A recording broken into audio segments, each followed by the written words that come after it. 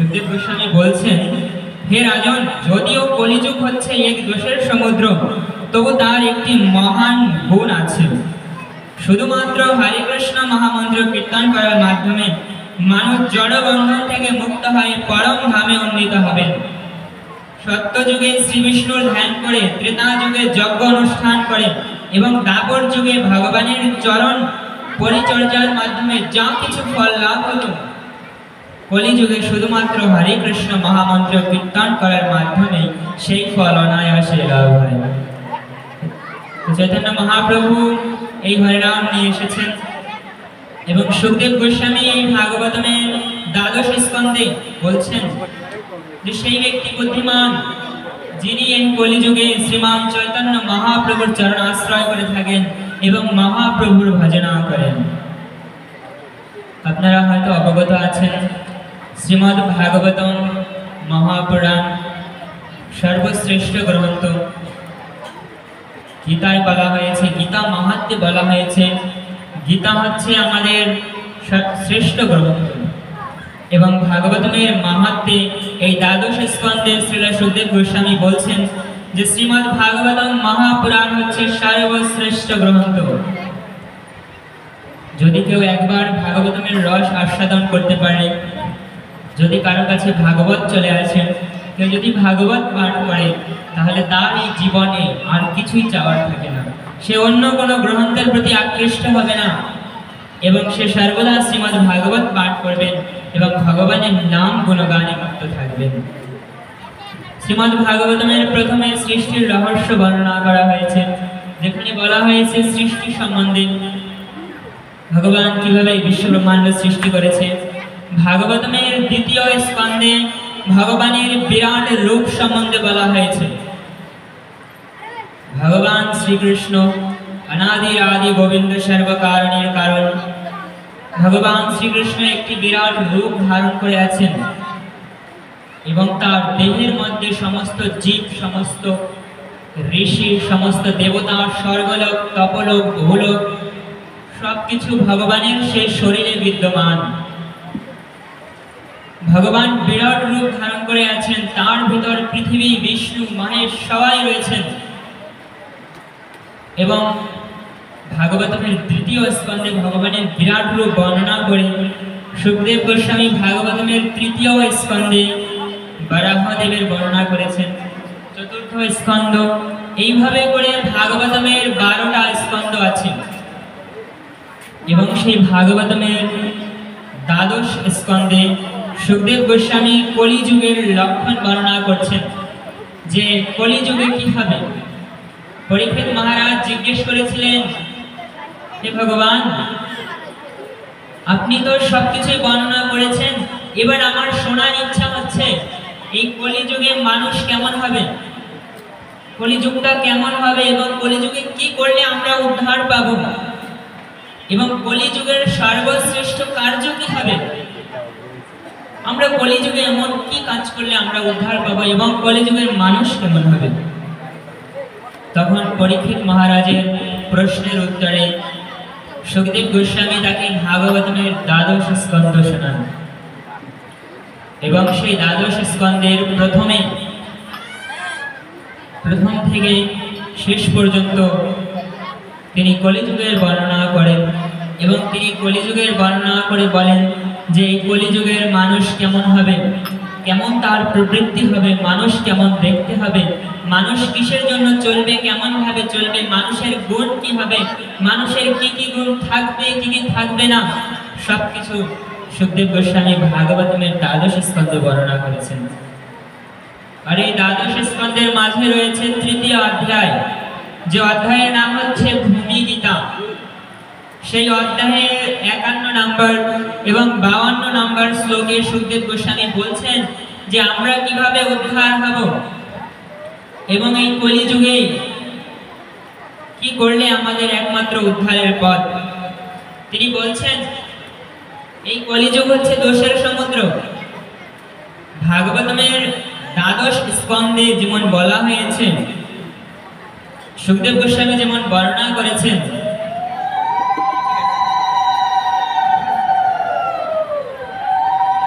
সুখদেব গোস্বামী গোস্বামী ভাগবতমের দ্বাদশ স্কন্ধে বর্ণনা করেছেন এই কলিযুগ সম্বন্ধে। আর সেই কলিযুগ সম্বন্ধে বর্ণনা করে তিনি যা বলেছেন সেটা যদি আমরা শ্রবণ করি তাহলে অবশ্যই বুঝতে পারবো যে এই কলিযুগ হচ্ছে দোষের সমুদ্র। তাই বলছেন যে হে রাজন, যদিও কলিযুগ হচ্ছে দোষের সমুদ্র, তবে তার একটি মহান গুণ আছে। সেই মহান গুণটি কি? সেই মহান গুণটি হচ্ছে শুধুমাত্র হরে কৃষ্ণ মহামন্ত্র কীর্তন করার মাধ্যমেই আমরা ভগবান শ্রীকৃষ্ণের কাছে পৌঁছে যাব।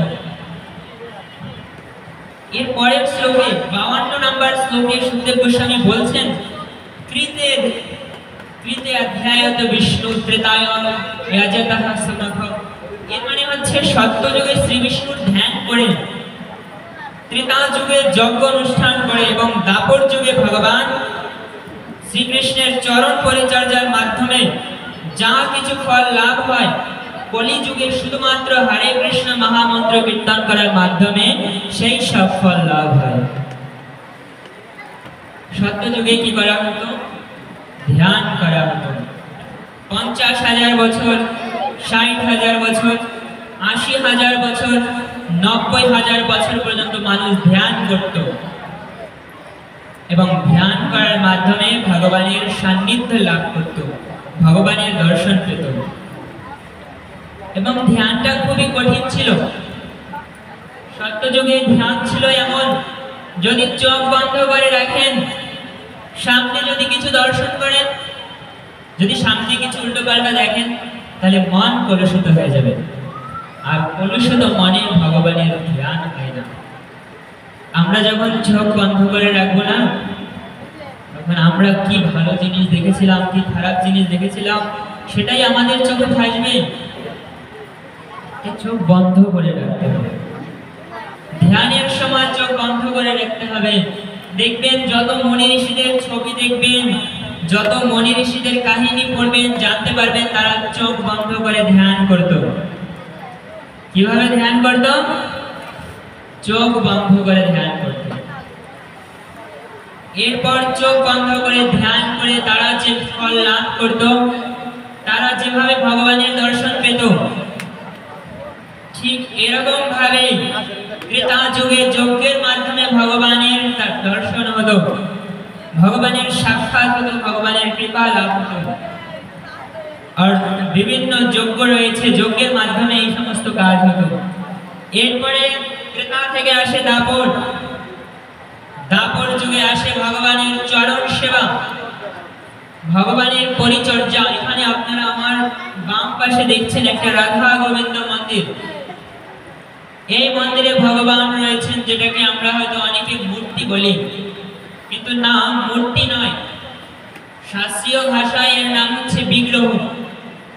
তাহলে ভগবানের বিগ্রহ সেবা করে যে ফল লাভ হতো, সেই ফল শুধুমাত্র দ্বাপর যুগেই লাভ হতো। সত্য যুগে বিষ্ণুর ধ্যান করে, ত্রেতা যুগে যজ্ঞ অনুষ্ঠান করে এবং দ্বাপর যুগে ভগবানের চরণ সেবা করে যে ফল লাভ হতো, কলি যুগে শুধুমাত্র হরে কৃষ্ণ মহামন্ত্র উচ্চারণ করার মাধ্যমে সেই ফল লাভ হবে। বলো হরি বল। তিনটা যুগ ছিল, আর এই তিনটা যুগে খুবই কঠিন কাজ দিয়েছেন আমাদের ভগবান। ধ্যান করার কথা বলেছেন। একজন মুনি ছিল, তিনি ধ্যান করেছেন 60,000 বছর। কত বছর ধ্যান করেছেন? সবাই একটু আমার সাথে বলুন, কত বছর ধ্যান করেছেন? একটা মুনি 60,000 বছর ধ্যান করে জলের নিচে আছেন। জলের নিচে শুধুমাত্র নাকটা নয়, শুধুমাত্র জলের নিচে বসে ধ্যান করছেন। এবার কি হলো? হঠাৎ করে সেই মুনির চোখ খুলে গেল। আর যখন চোখ খুলল, তখন সামনে দেখছেন একটা মাছ। মাছ মানে একটা মেয়ে মাছ এবং একটা ছেলে মাছ, এবং তারা একসাথে ঘোরাঘুরি করছে। শুধু একটা মেয়ে মাছ আর একটা ছেলে মাছ দেখে সেই মুনির মনে আসক্তি জাগলো, এবং সেই মুনি চলে গেল এবং একটা রাজার কয়েক হাজার কন্যাকে তিনি বিবাহ করলেন। কিসের কারণে মা? শুধুমাত্র মাছ দর্শন করে। এর জন্য সত্যযুগে চোখ বন্ধ করে তপস্যা করা হতো, যাতে কোনো কিছুর প্রতি আমরা আসক্তি না হই। সেই বিদ্যাটা ছিল খুবই কঠিন। আমরা না অল্প আয়ু, সুখদেব গোস্বামী বলছেন কলিযুগের মানুষ হবে অল্প আয়ু, অল্প বুদ্ধি, নারীরা হবে দুশ্চরিত্রা, এবং সবাই শুধুমাত্র নিজের উদর তৃপ্তির জন্য কর্ম করবেন। ধর্ম শুধুমাত্র গায়ের বলের উপর হবে। আরো অনেক কিছু বলেছেন। তাহলে আমরা অল্প বুদ্ধি সম্পন্ন, অল্প ধৈর্য সম্পন্ন, আমরা 10 মিনিট এক জায়গায় দাঁড়িয়ে থাকতে পারি না, কষ্ট হয়ে যায়। 5 মিনিট দাঁড়িয়ে থাকতে পারি না, কষ্ট হয়ে যায়। সেখানে 1000 বছর, 2000 বছর আমরা কিভাবে তপস্যা করব? আমাদের পক্ষে অসম্ভব। এরপরে আসে ত্রেতা যুগ। ত্রেতা যুগে আছে যজ্ঞ অনুষ্ঠান। এই যজ্ঞ অনুষ্ঠান কিভাবে হয়? একজন ব্রাহ্মণের দ্বারা এই যজ্ঞ অনুষ্ঠান করা অসম্ভব। কয়েকজন ব্রাহ্মণের প্রয়োজন হবে।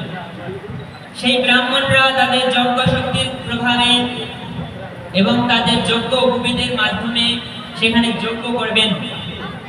এবং যজ্ঞে আমরা যে মন্ত্র উচ্চারণ করা হয়, বেদের মন্ত্র, সেই বেদের মন্ত্র উচ্চারণে একটা ভুল হলে তৎক্ষণাৎ তার পাপ লাগবে। সেই যজ্ঞের আগুনে সেই ব্রাহ্মণ পুড়ে ভস্ম হয়ে যাবে। এখন তো কলিযুগ, কলিযুগে বলা হয়েছে আমরা যে কর্ম করব, এই কর্মের ফল আমরা ভবিষ্যতে বা পরে স্বর্গ এবং নরকের মাধ্যমে ভোগ করব। আর সেই সময় যে কর্ম করা হতো, সেই কর্মের ফল তৎক্ষণাৎ পেয়ে যেত। একজন মণিবর, তিনি যজ্ঞে বসেছেন, যজ্ঞে আহুতি দিয়েছেন, সবকিছু করেছেন, একটা গাভীকে আহুতি দিচ্ছেন। এবার আপনাদের প্রশ্ন আসতে পারে, তা যদি মহাপাপ হয়, গাভী তো আমাদের মা, তাহলে গাভীকে কেন আহুতি দেওয়া হচ্ছে? এরকম প্রশ্ন আসে না? গাভী হত্যা তো মহাপাপ। আমরা গীতা ক্লাসে শিখিয়েছিলাম 5টা মহাপাপ। সেই 5টা মহাপাপ কি আমাদের সবারই মনে আছে। প্রথম মহাপাপ যেটা হচ্ছে, সেই মহাপাপটা হচ্ছে নিজের মাকে মারা বা হত্যা করা, গাভীকে মারা বা হত্যা করা, এবং ব্রাহ্মণ পত্নীকে মারা বা হত্যা করা। এটা 5টা মহাপাপের ভিতর প্রথম পাপ। দ্বিতীয় পাপের তালিকায় রাখা হয়েছে মদ খাওয়া। এটাকেও মহাপাপ বলা হয়েছে।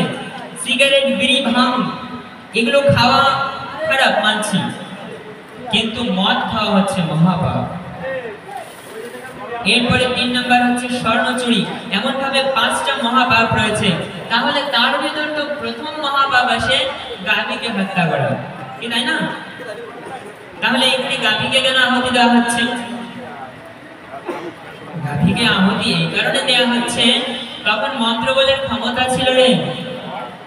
একটা মন্ত্র উচ্চারণ করলে পৃথিবীকে ধ্বংস করে দিতে পারতো, এমন ক্ষমতা ছিল। তো সেই সময় কি করা হতো?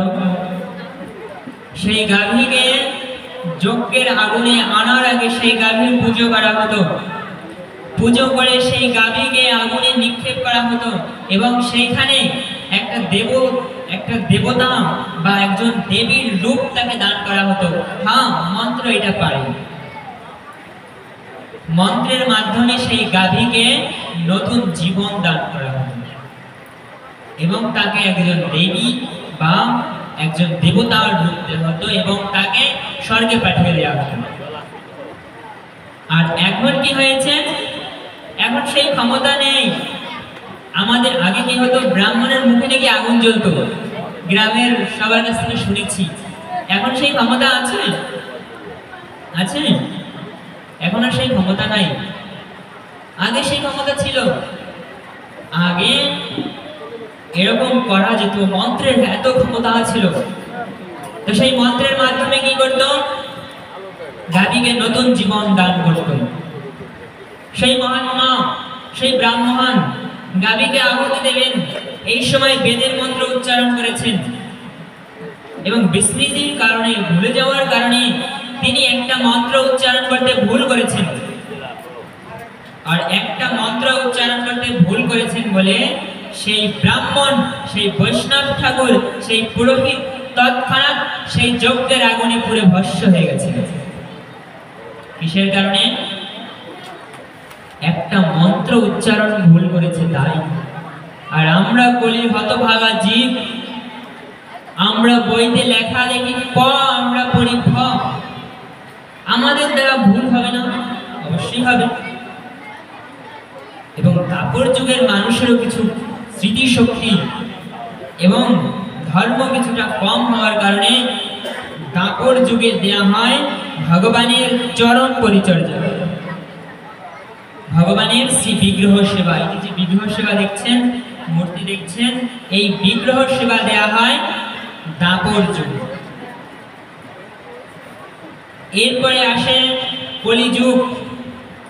ভগবান দেখছেন মানুষ বিগ্রহ সেবা দিবে না, বিগ্রহের কাছেও যাবে না, মূর্তি বলে লাথি মারবে। ভগবান দেখছেন এই কলির হতভাগা জীব, এদের অল্প আয়ু, অল্প বুদ্ধি, অল্প প্রাণ, এরা কিভাবে গোবিন্দের সেবা করবে, এরা কিভাবে বিষ্ণুর ধ্যান করবে? 5 মিনিট নিজের জায়গায় বসে থাকতে পারে না, কিভাবে কি করবে? এরপরে যজ্ঞ। একজন ব্যক্তির কাছে এত টাকা থাকবে না যজ্ঞ করার, আর ব্রাহ্মণের মুখেও এখন আর আগুন জ্বলবে না, সৎ ব্রাহ্মণ থাকবেই না বেশি। এরপরে দেখলেন ভগবানের বিগ্রহ অর্চন, ভগবানের বিগ্রহ সেবা। মাটির মূর্তি বলে লোক তুচ্ছ করবে, এদের কোনো একটা সহজ পথ দিতে হবে। তখন শ্রীমান চৈতন্য মহাপ্রভু ভাবলেন যে বলার মাধ্যমে, বলাটা খুবই সহজ, আমরা সবাই বলতে পারি। যদি আমি আপনাদের বলি সবাই বলুন হরে কৃষ্ণ, আপনারা বলতে পেরেছেন? হ্যাঁ, তো চৈতন্য মহাপ্রভু ভাবলেন সবাই বলতে পারবে, সবার বলার শক্তিটা বেশি, এটা সহজ। যদি আমি বলি মালা ঘোরাও বা মালা জপ করো, এখানে অনেকেই আছেন পারবেন না। যদি বলি গীতা পড়ুন, ভাগবত পড়ুন, অনেকে আছে আমরা কি অশিক্ষিত, আমরা কি পারবো? আমরা পারবো গীতা ভাগবত পড়তে? পারবো না। কিন্তু আমাদের যদি কোনো কিছু শিখিয়ে দেওয়া হয়, আমরা সেটা বলতে পারবো? অবশ্যই পারবো। ছোট ছোট বাচ্চা আমাদের গীতা ক্লাসে আসে, এই যে আমাদের গীতা ক্লাসে, বৈকুণ্ঠপুর গীতা ক্লাসে একটা স্টুডেন্ট আছে, খুব ছোট্ট, ঐশ্বর্য নাম। তো ও এর আগের বার গীতা শিখেছে, গীতার পড়া দিয়েছি, তো সেটা মুখস্থ করে আমার কাছে পড়া দিয়েছে। এবার ও পড়তে পারুক আর না পারুক, হয়তো ওকে কেউ শিখিয়ে দিয়েছে, আর শেখানোর কারণে সে কি করেছে, এখানে এসে সুন্দরভাবে পড়া দিয়েছে। তাহলে ওর মা বাবা শিখিয়েছে, তাহলে শেখানোর ফলে কি হয়েছে, সে বুঝেছে, সেটা ধরেছে এবং সেটা বলতে পেরেছে। চৈতন্য মহাপ্রভু ভাবলো তাহলে যদি আমি এদের কিছু শিখিয়ে দিয়ে যাই, আর এটা যদি এরা জপ করে জপ করে জপ করে, আর জপ করতে করতে এদের একদিন কৃপা হবে। তো মহাপ্রভু আমাদের জন্য কি নিয়ে আসলেন? হরে কৃষ্ণ মহামন্ত্র।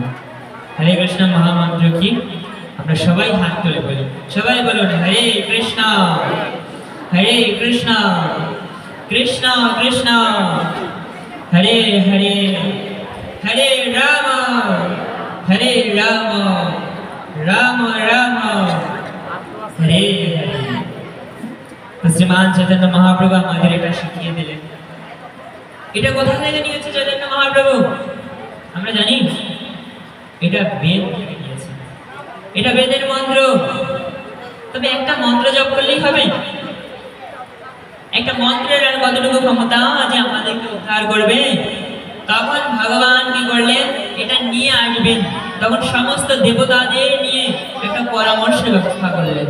শিব, মহেশ, দুর্গা সবাই সেখানে উপস্থিত ছিলেন। তখন বললেন এই হরিনামের মাধ্যমে সমস্ত জগৎবাসীকে উদ্ধার করতে হবে। তখন ভাবলেন কি করা যায়।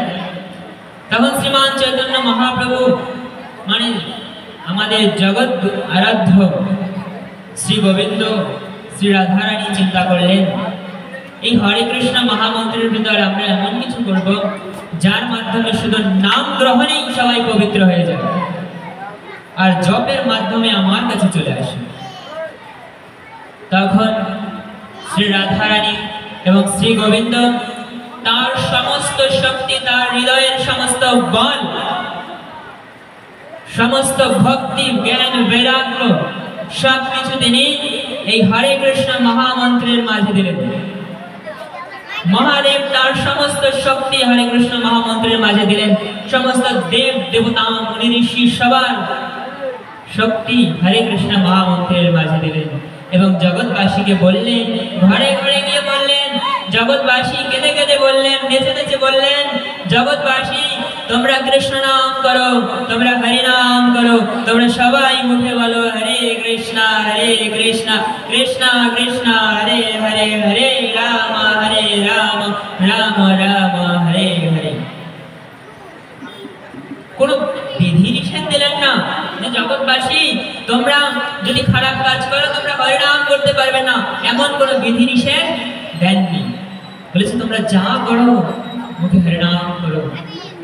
আমার হরিনামে এত বল আছে, আমার হরে কৃষ্ণ মহামন্ত্রে এত ক্ষমতা, তুমি যদি খারাপ কাজেও লিপ্ত থাকো আমার হরিনাম করতে করতে তোমরা একদিন শুদ্ধ হয়ে যাবে, তোমাদের ভিতর একদিন জ্ঞান বৈরাগ্য চলে আসবে, তোমরা ভক্তে পরিণত হবে। কি করবে তোমরা? হরিনাম করবে। সেদিন থেকে মহাপ্রভু কি করলেন? পুরো জগতে কৃষ্ণ নাম প্রচার করলেন, পুরো গ্রামে গ্রামে ঘুরে ঘুরে প্রচার করলেন এবং ভবিষ্যৎবাণী করলেন, পৃথিবীতে যত আছে নগর আদি গ্রাম সর্বত্র প্রচার হইবে মোর নাম। জগতে আমার কৃষ্ণ নাম প্রচার করলেন। চৈতন্য মহাপ্রভু কি করলেন? সব জায়গায় গিয়ে হরিনাম করতে লাগলেন। গ্রামে গ্রামে নগর আদিতে বাহু তুলে, এইভাবে বাহু তুলে সবার কাছে গিয়ে গিয়ে দাঁড়িয়ে গিয়ে বলতে লাগলেন, কৃষ্ণ কৃষ্ণ বলো, কৃষ্ণ তোমাদের মাতা, কৃষ্ণ তোমাদের পিতা, কৃষ্ণ ধন প্রাণ, কৃষ্ণ নাম করো, কৃষ্ণ নাম ছাড়া আর জগতে কোনো গতি নাই, কৃষ্ণ চিন্তামণি। চৈতন্য মহাপ্রভু কতটা দৈন ভাব রেখেছিলেন আপনারা হয়তো জানেন না। শ্রীমান চৈতন্য মহাপ্রভু আমাদের জন্য 8টা শ্লোক রেখে গেছেন। সেই 8টা শ্লোকের ভিতর তিনি তার মনের ভাব ব্যক্ত করেছেন। তিনি বলেছেন যে কিভাবে তিনি গোবিন্দ সেবা করবেন, কিভাবে কি করবেন। তার ভিতর সেই 8টা শ্লোকের ভিতর 3 নম্বর শ্লোকে শ্রীমান চৈতন্য মহাপ্রভু বলছেন, তৃণাদপি শুনিছেন তরূপি সহিষ্ণুনা আমানিনাম মানবেন কীর্তনিয়া সদা হরি। এর মানে কি জানেন? এর মানে হচ্ছে তিনি তৃণের মতো নিচু হবে। তৃণ মানে কি? ঘাস। যে ঘাসের মতো নিচু হবে, শতলোক পাড়ালেও তার কিছু হবে না, শতলোক পাড়ালেও সে জ্বলবে না, সে প্রতিঘাত করবে না, সে প্রতিঘাত করবে না। তাই বলেছেন তৃণাদপি শুনিছেন। এরপরে বলছেন তরূপি সহিষ্ণুনা। তর মানে কি? গাছ। প্রথমে বলছেন তৃণ ঘাসের মতো নিচু, ঘাসের মতো। তরূপি সহিষ্ণুনা, গাছের মতন যিনি সহনশীল, তিনি কেবলমাত্র এই কৃষ্ণ নাম করতে পারেন। তারই কেবল হৃদয়ে কৃষ্ণ ভক্তি আর কৃষ্ণ ভক্তি বীজ বপন হবে। তো মহাপ্রভু আমাদের কি শেখাচ্ছেন? যে তৃণের মতো নিচু হও, গাছের মতো সহনশীল হও, এরপর তুমি হরিনাম করো। তিনি বলছেন, যিনি তৃণাপেক্ষা আপনাকে ক্ষুদ্র জ্ঞান করেন, যিনি তরল মতো সহিষ্ণু হন, নিজে মান শূন্য হয়, অপর লোককে সম্মান প্রদান করেন, তিনি সর্বদা শ্রী হরি কীর্তনের অধিকারী। তৃণের মতো, তৃণ মানে ঘাস, ঘাসের মতো নিচু হতে হবে, গাছের মতো সহনশীল হতে হবে, নিজে অধিকার না নিয়ে, নিজের চেয়ারটা না টেনে অপরকে যিনি চেয়ার দেবেন তিনি কেবলমাত্র কৃষ্ণ নামের অধিকারী। এবার তিনি তো আমাদের শিখিয়েছেন না, এবার আচরণ তো করতে হবে। এবার আমি কি করছি না, আমি একটা খারাপ কাজ করছি, আমি লোকের থেকে টাকা চুরি করছি।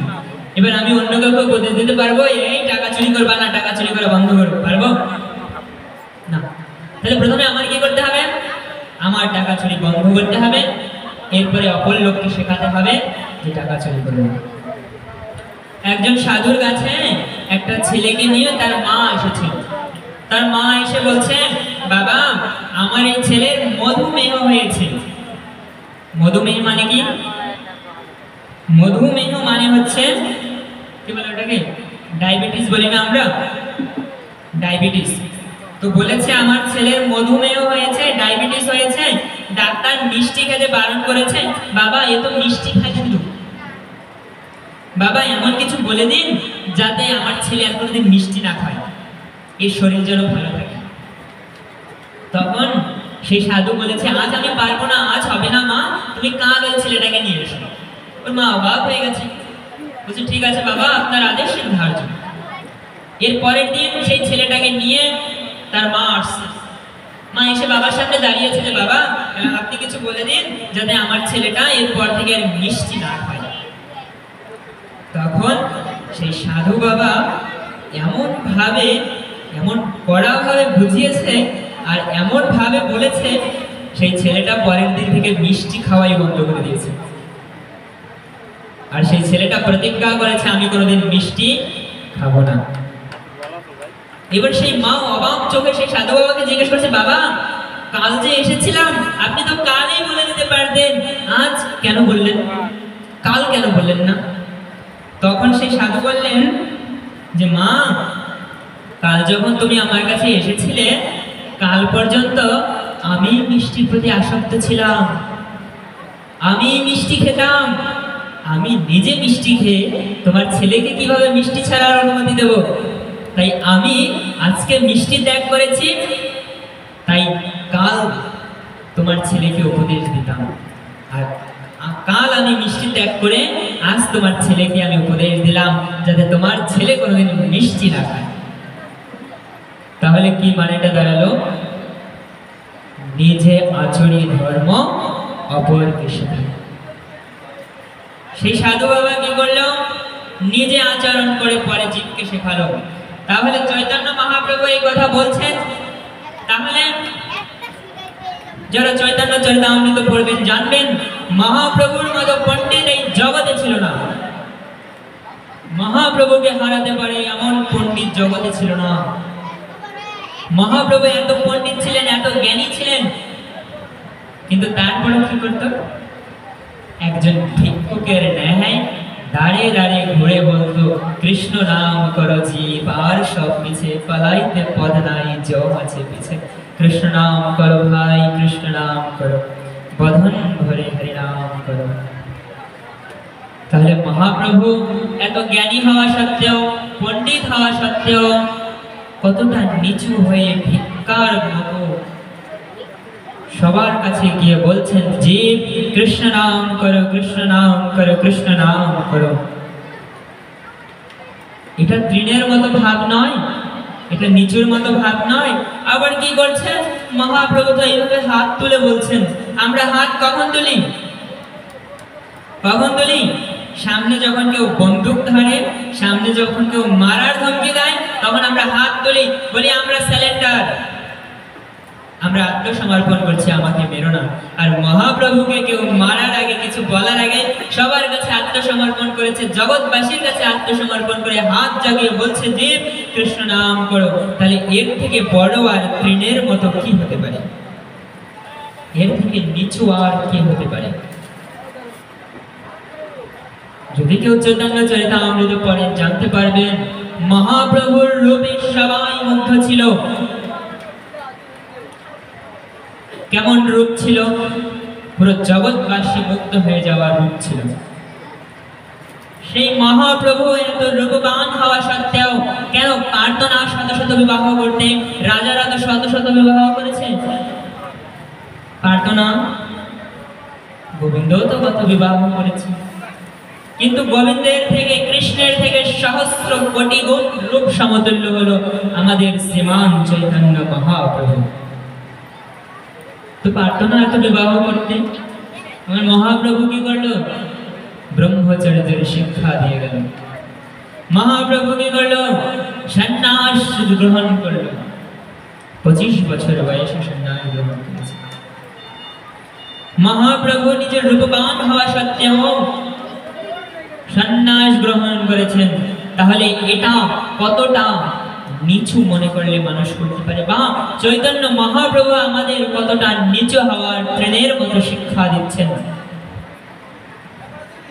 শ্রীমান চৈতন্য মহাপ্রভু এখানে আরেকটা শ্লোক বলছেন, 4 নম্বর একটা শ্লোক বলছেন। এই শ্লোকটা যখন আমরা শুনি তখন আমাদের শরীর পুলকিত হয়ে যায়। তিনি কি বলছেন?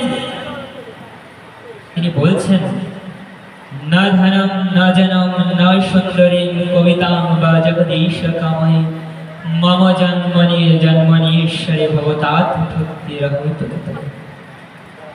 শ্লোকের মানে, হে জগদীশ, আমি ধন জন বা সুন্দরী রমণী কামনা করি না। আমি কেবল এই কামনা করি যে জন্মে জন্মে তোমাতেই যেন আমার অহৈতুকী ভক্তি হয়। হরি বল। মহাপ্রভু কি কামনা করছেন ভগবানের কাছে? বলছেন আমি ধন চাই না, ধন চান না সে। এরপরে বলছেন না ধনম, ধন চাই না, না জনম, আমি কোনো জন কামনা করি না। জন মানে আত্মীয় স্বজন। বা সুন্দরী ন কবিতাম বা সুন্দরী, আমি কোনো সুন্দরী রমণী কামনা করি না। আমি কি কামনা করি? আমি কামনা করি জন্ম জন্মান্তর ধরে যেন ভগবান তোমার চরণে আমার অহৈতুকী ভক্তি থাকে। গোবিন্দ, তোমার চরণে যেন আমার ভক্তি থাকে। আমাদের একজন বৈষ্ণব কবি রয়েছেন, ওনার নাম হচ্ছে রশি খান। উনি বলছেন, ভগবান जहाँ रहो वृंदावन रहो, कुछ भी बन जाए वृंदावन का वृक्ष और पक्षी बन जाए। भगवान अगर मुझे रखना है तो पनी में रखना है तो मछली बना के जन्म देना। भगवान कुछ बनाना है तो वृंदावन का धूली बना दो। भगवान जहाँ रखना है रख लो, लेकिन वृंदावन छोड़ के और कहीं नहीं करना। फिर माने কবি রশি খান জি বলছেন, হে ভগবান, যদি আমাকে কোনো পক্ষী কোনো পশু বানাতে হয়, ভগবান আমাকে বৃন্দাবনের পাখি পশু বানিও। ভগবান যদি আমাকে জলের মাছ বানাতে হয়, ভগবান তুমি আমাকে বৃন্দাবনের সরোবরের মাছ বানিও। ভগবান আমাকে রাধা কুণ্ডের মাছ বানিও। ভগবান যদি আমাকে কিছু বানাতে হয়, কমসে কম বৃন্দাবনের ধুলি বানিয়ে জন্ম দাও ভগবান, তাতেও আমি সহ্য করব। কিন্তু ভগবান আমাকে বৃন্দাবন ছাড়া করো না। তোমার বৃন্দাবন ছেড়ে আমি কোথাও যেতে চাই না। তেমনি আমার মহাপ্রভু বলছেন, কি বলছেন? ভগবান জন্ম জন্মান্তর ধরে যেন তোমার চরণে ভক্তি থাকে। গোবিন্দ, আমি চাই না কোনো ধন, আমি চাই না কোনো জন, আমি কোনো সুন্দরী রমণী কামনা করি না। আমি কামনা করি জন্ম জন্মান্তর ধরে যেন তোমার শ্রী চরণে ভক্তি থাকে। গোবিন্দ। আরেকটা শ্লোকে তিনি বলছেন, 6 নম্বর শ্লোকে মহাপ্রভু বলছেন, নয়নং গলদশ্রুধারয়ং বদনং গদগদরগ্ধয়াগিরং পুলকৈর্নিচিতং বপুকলা তব নাম্রহণে ভবিষ্যতি। কি বলছেন মহাপ্রভু? বলছেন, হে নাথ, তোমার নাম গ্রহণে কবে আমার নয়ন যুগল গলদশ্রু ধারায় শোভিত হবে। বাক্য নিঃসরণের ফলে বদনে গদগদ স্বর নির্গত হবে এবং আমার শরীর কবে পুলকিত হবে। ভগবানের কাছে বলছেন, হে ভগবান, হে গোবিন্দ, যখন আমি তোমার নাম করব না, তখন আমার যুগল চরণ, আমার যুগল, তোমার যুগল চরণের চিন্তায়, তোমার চরণের চিন্তায়, তোমার চিন্তায় কখন আমার নয়ন যুগল শোভিত হবে। নয়ন মানে চোখ। নয়নং গলদশ্রুধারায়ং, আমার চোখ দিয়ে কখন জল পড়বে। গোবিন্দ, কখন জল পড়বে আমার চোখ দিয়ে? যখন আমি তোমার নাম গ্রহণ করব। বদনং গদগদরগ্ধয়াগিরং। মহাপ্রভু বলছেন, হে ভগবান, যখন কেউ অনেক কাঁদে তখন কি হয়?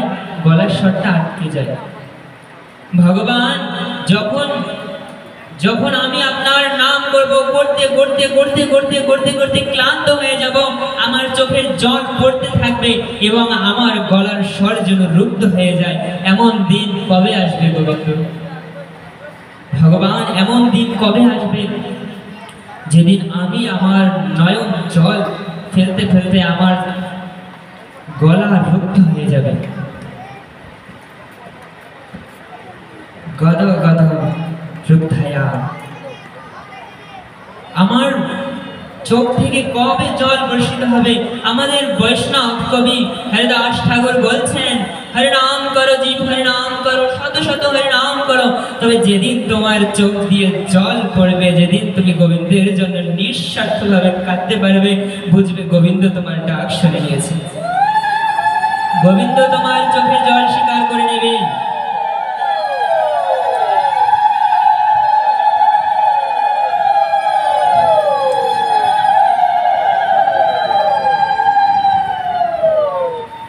আমার মহাপ্রভু যখন রাস্তায় রাস্তায় কীর্তন করত, হাত জাগিয়ে দুই বাহু দলে জীবকে কৃষ্ণ নাম শেখাত, তখন আমার মহাপ্রভু কাঁদতেন। যে উপদেশ দিয়েছেন, নয়নাঙ্গলদশ্রুধারায় বদগদ, নয়নাঙ্গলদশ্রুধারায় বদনাঙ্গলগদরুগ্ধায় আবাগিরা পুলকৈনিচিতাং বপুকদা তব নাম গ্রহণে ভবিষ্যতি। মহাপ্রভু বলছেন যে কবে আমার চোখ থেকে জল পড়বে, কবে আমার স্বর রুদ্ধ হয়ে যাবে কৃষ্ণ বলতে বলতে। তাহলে আমার গোবিন্দ, আমার মহাপ্রভু যখন এই শিক্ষা দিচ্ছেন, মহাপ্রভুই তো চৈতন্য চরিতামৃততে বলে গেছেন, নিজে আচরি জীব ধর্ম অপরকে শেখায়। তাই মহাপ্রভু রাস্তায় রাস্তায় কাঁদতেন, আর লোকের ঘরে ঘরে গিয়ে কেঁদে কেঁদে বলতেন, জীব কৃষ্ণ নাম করো, জীব হরে কৃষ্ণ মহামন্ত্র করো, জীব হরে নাম করো, কৃষ্ণ নাম করো জীব, আর কিছু নাই, আর সব মিথ্যা। তবে আমার মহাপ্রভু যা বলেছেন, যা বলে গেছেন, তা তিনি নিজের জীবনে করে দেখিয়ে গেছেন। মহাপ্রভু নিজে কেঁদে গেছেন, আর কেঁদে কেঁদে জীবকে শিক্ষা দিয়েছেন, কাঁদো, আমার গোবিন্দের জন্য কাঁদো। আর যেদিন কাঁদতে কাঁদতে তোমার এই দশা হবে, সেদিন বুঝবে তুমি গোবিন্দ অচিরেই পেয়ে যাবে। কেমন দশা? কেমন দশা? নয়নাঙ্গলদশ্রুধারায়াং বদনাঙ্গলগদরুগ্ধায়া পুলকৈনিচিতাং বপুকদা তব নাম গ্রহণে ভবিষ্যতি। ভগবানের নাম গ্রহণ করছো, গলার স্বর আটকে যাবে, চোখের জল তুমি চাইলেও থামাতে পারবে না। আর মহাপ্রভু তাই বলেছেন। পুরী যাবেন, পুরীর যে মন্দির আছে, আমার মহাপ্রভু পুরীর প্রত্যেকটা মন্দিরের গম্বুজ, গম্বুজ এটাকে বলে, গম্বুজ জড়িয়ে ধরে কেঁদেছেন, আর কেঁদে কেঁদে আমার গোবিন্দের নাম করেছেন, হা কৃষ্ণ হা কৃষ্ণ হা কৃষ্ণ। কৃষ্ণ কৃষ্ণ করতে করতে মহাপ্রভুর জ্ঞান ছিল না। একদিন হাঁটতে হাঁটতে অরণ্যে চলে গেছেন, অরণ্য গিয়ে কাঁদছেন আর কীর্তন করছেন, হাত তুলে কীর্তন করছেন আর বলছেন, হা কৃষ্ণ হরে কৃষ্ণ কৃষ্ণ কৃষ্ণ হরে হরে, হরে রাম রাম রাম হরে হরে। মহাপ্রভুর রূপে মুগ্ধ হয়ে, মহাপ্রভুর ধ্বনি শ্রবণ করে বাঘ, শিয়াল, কুকুর, বিড়াল, সেই জঙ্গলে যারা উপস্থিত ছিল সবাই মহাপ্রভুর সাথে সাথে চলতে লাগলো, মহাপ্রভুর সাথে আর কীর্তন করছে। মহাপ্রভু একদিন কীর্তন করতে করতে, কৃষ্ণ বলতে বলতে ভাবছেন, কৃষ্ণ আমার কেন সামনে আসছে না? আমি কৃষ্ণকে ছাড়া এই জগতে আর কিছু চাই না, না ধনম না জনম না সুন্দরীম কবিতা, আমি কিচ্ছু চাই না, আমার শুধু কৃষ্ণ চাই। কৃষ্ণ কেন সামনে আসছে না? মহাপ্রভু কাঁদতে কাঁদতে, কৃষ্ণ নাম করতে করতে জলে ঝাঁপ দিয়েছেন। জলে ঝাঁপ দিয়ে তিনি জলের ভিতর ভাসছেন আর কৃষ্ণ কৃষ্ণ কৃষ্ণ কৃষ্ণ কৃষ্ণ করছেন, আর চোখ দিয়ে জল পড়ছেন। গঙ্গা দেবী দেখে ভাবছেন, বৈষ্ণব কাঁদছে, ভগবান কাঁদছে, যে জগদেশ্বর অখিল ব্রহ্মাণ্ডের মালিক যে গোবিন্দ, যার জন্য পুরো জগৎ কাঁদে, আজ সেই গোবিন্দ কাঁদছে। একটা জেলে মাছ ধরার জন্য জাল ফেলেছে, আর সেই জালে মহাপ্রভুকে পেয়েছে। স্বর্গের দেবতারা দেখে বলছে, অহোভাগ্য অহোভাগ্য অহোভাগ্য, পরম ভাগ্য, যে জেলে জালের দ্বারা মাছ নিয়ে আসে, সেই জেলে আজ আমার মহাপ্রভুকে ধরেছে, আর সেই জেলে পরবর্তীতে একজন পরম বৈষ্ণবে রূপান্তরিত হয়েছে। সেই জেলে মহাপ্রভুকে উঠিয়ে গদাধর পণ্ডিত, শ্রীবাস পণ্ডিত সবাইকে খবর দিয়েছে মহাপ্রভু কাঁদতে কাঁদতে কৃষ্ণ বিরহে জলে ঝাঁপ দিয়েছে। সবাই এসে মহাপ্রভুকে আবার সাথে নিয়ে যান। মহাপ্রভু এমন ভাবে কৃষ্ণ নাম করতে করতে অচেতন হয়ে যেতেন। কখনো নদীয়ার রাস্তাঘাটে, কখনো পুরীর মন্দিরের সামনে মহাপ্রভুকে ঘুমান্ত অবস্থায় পাওয়া যেত। ভক্তরা দাবি করেন, ভক্তরা বলেন মহাপ্রভু কাঁদতে কাঁদতে, মহাপ্রভু চোখের জলে ভাসতে ভাসতে জ্ঞান হারিয়েছে, অচেতন হয়েছে।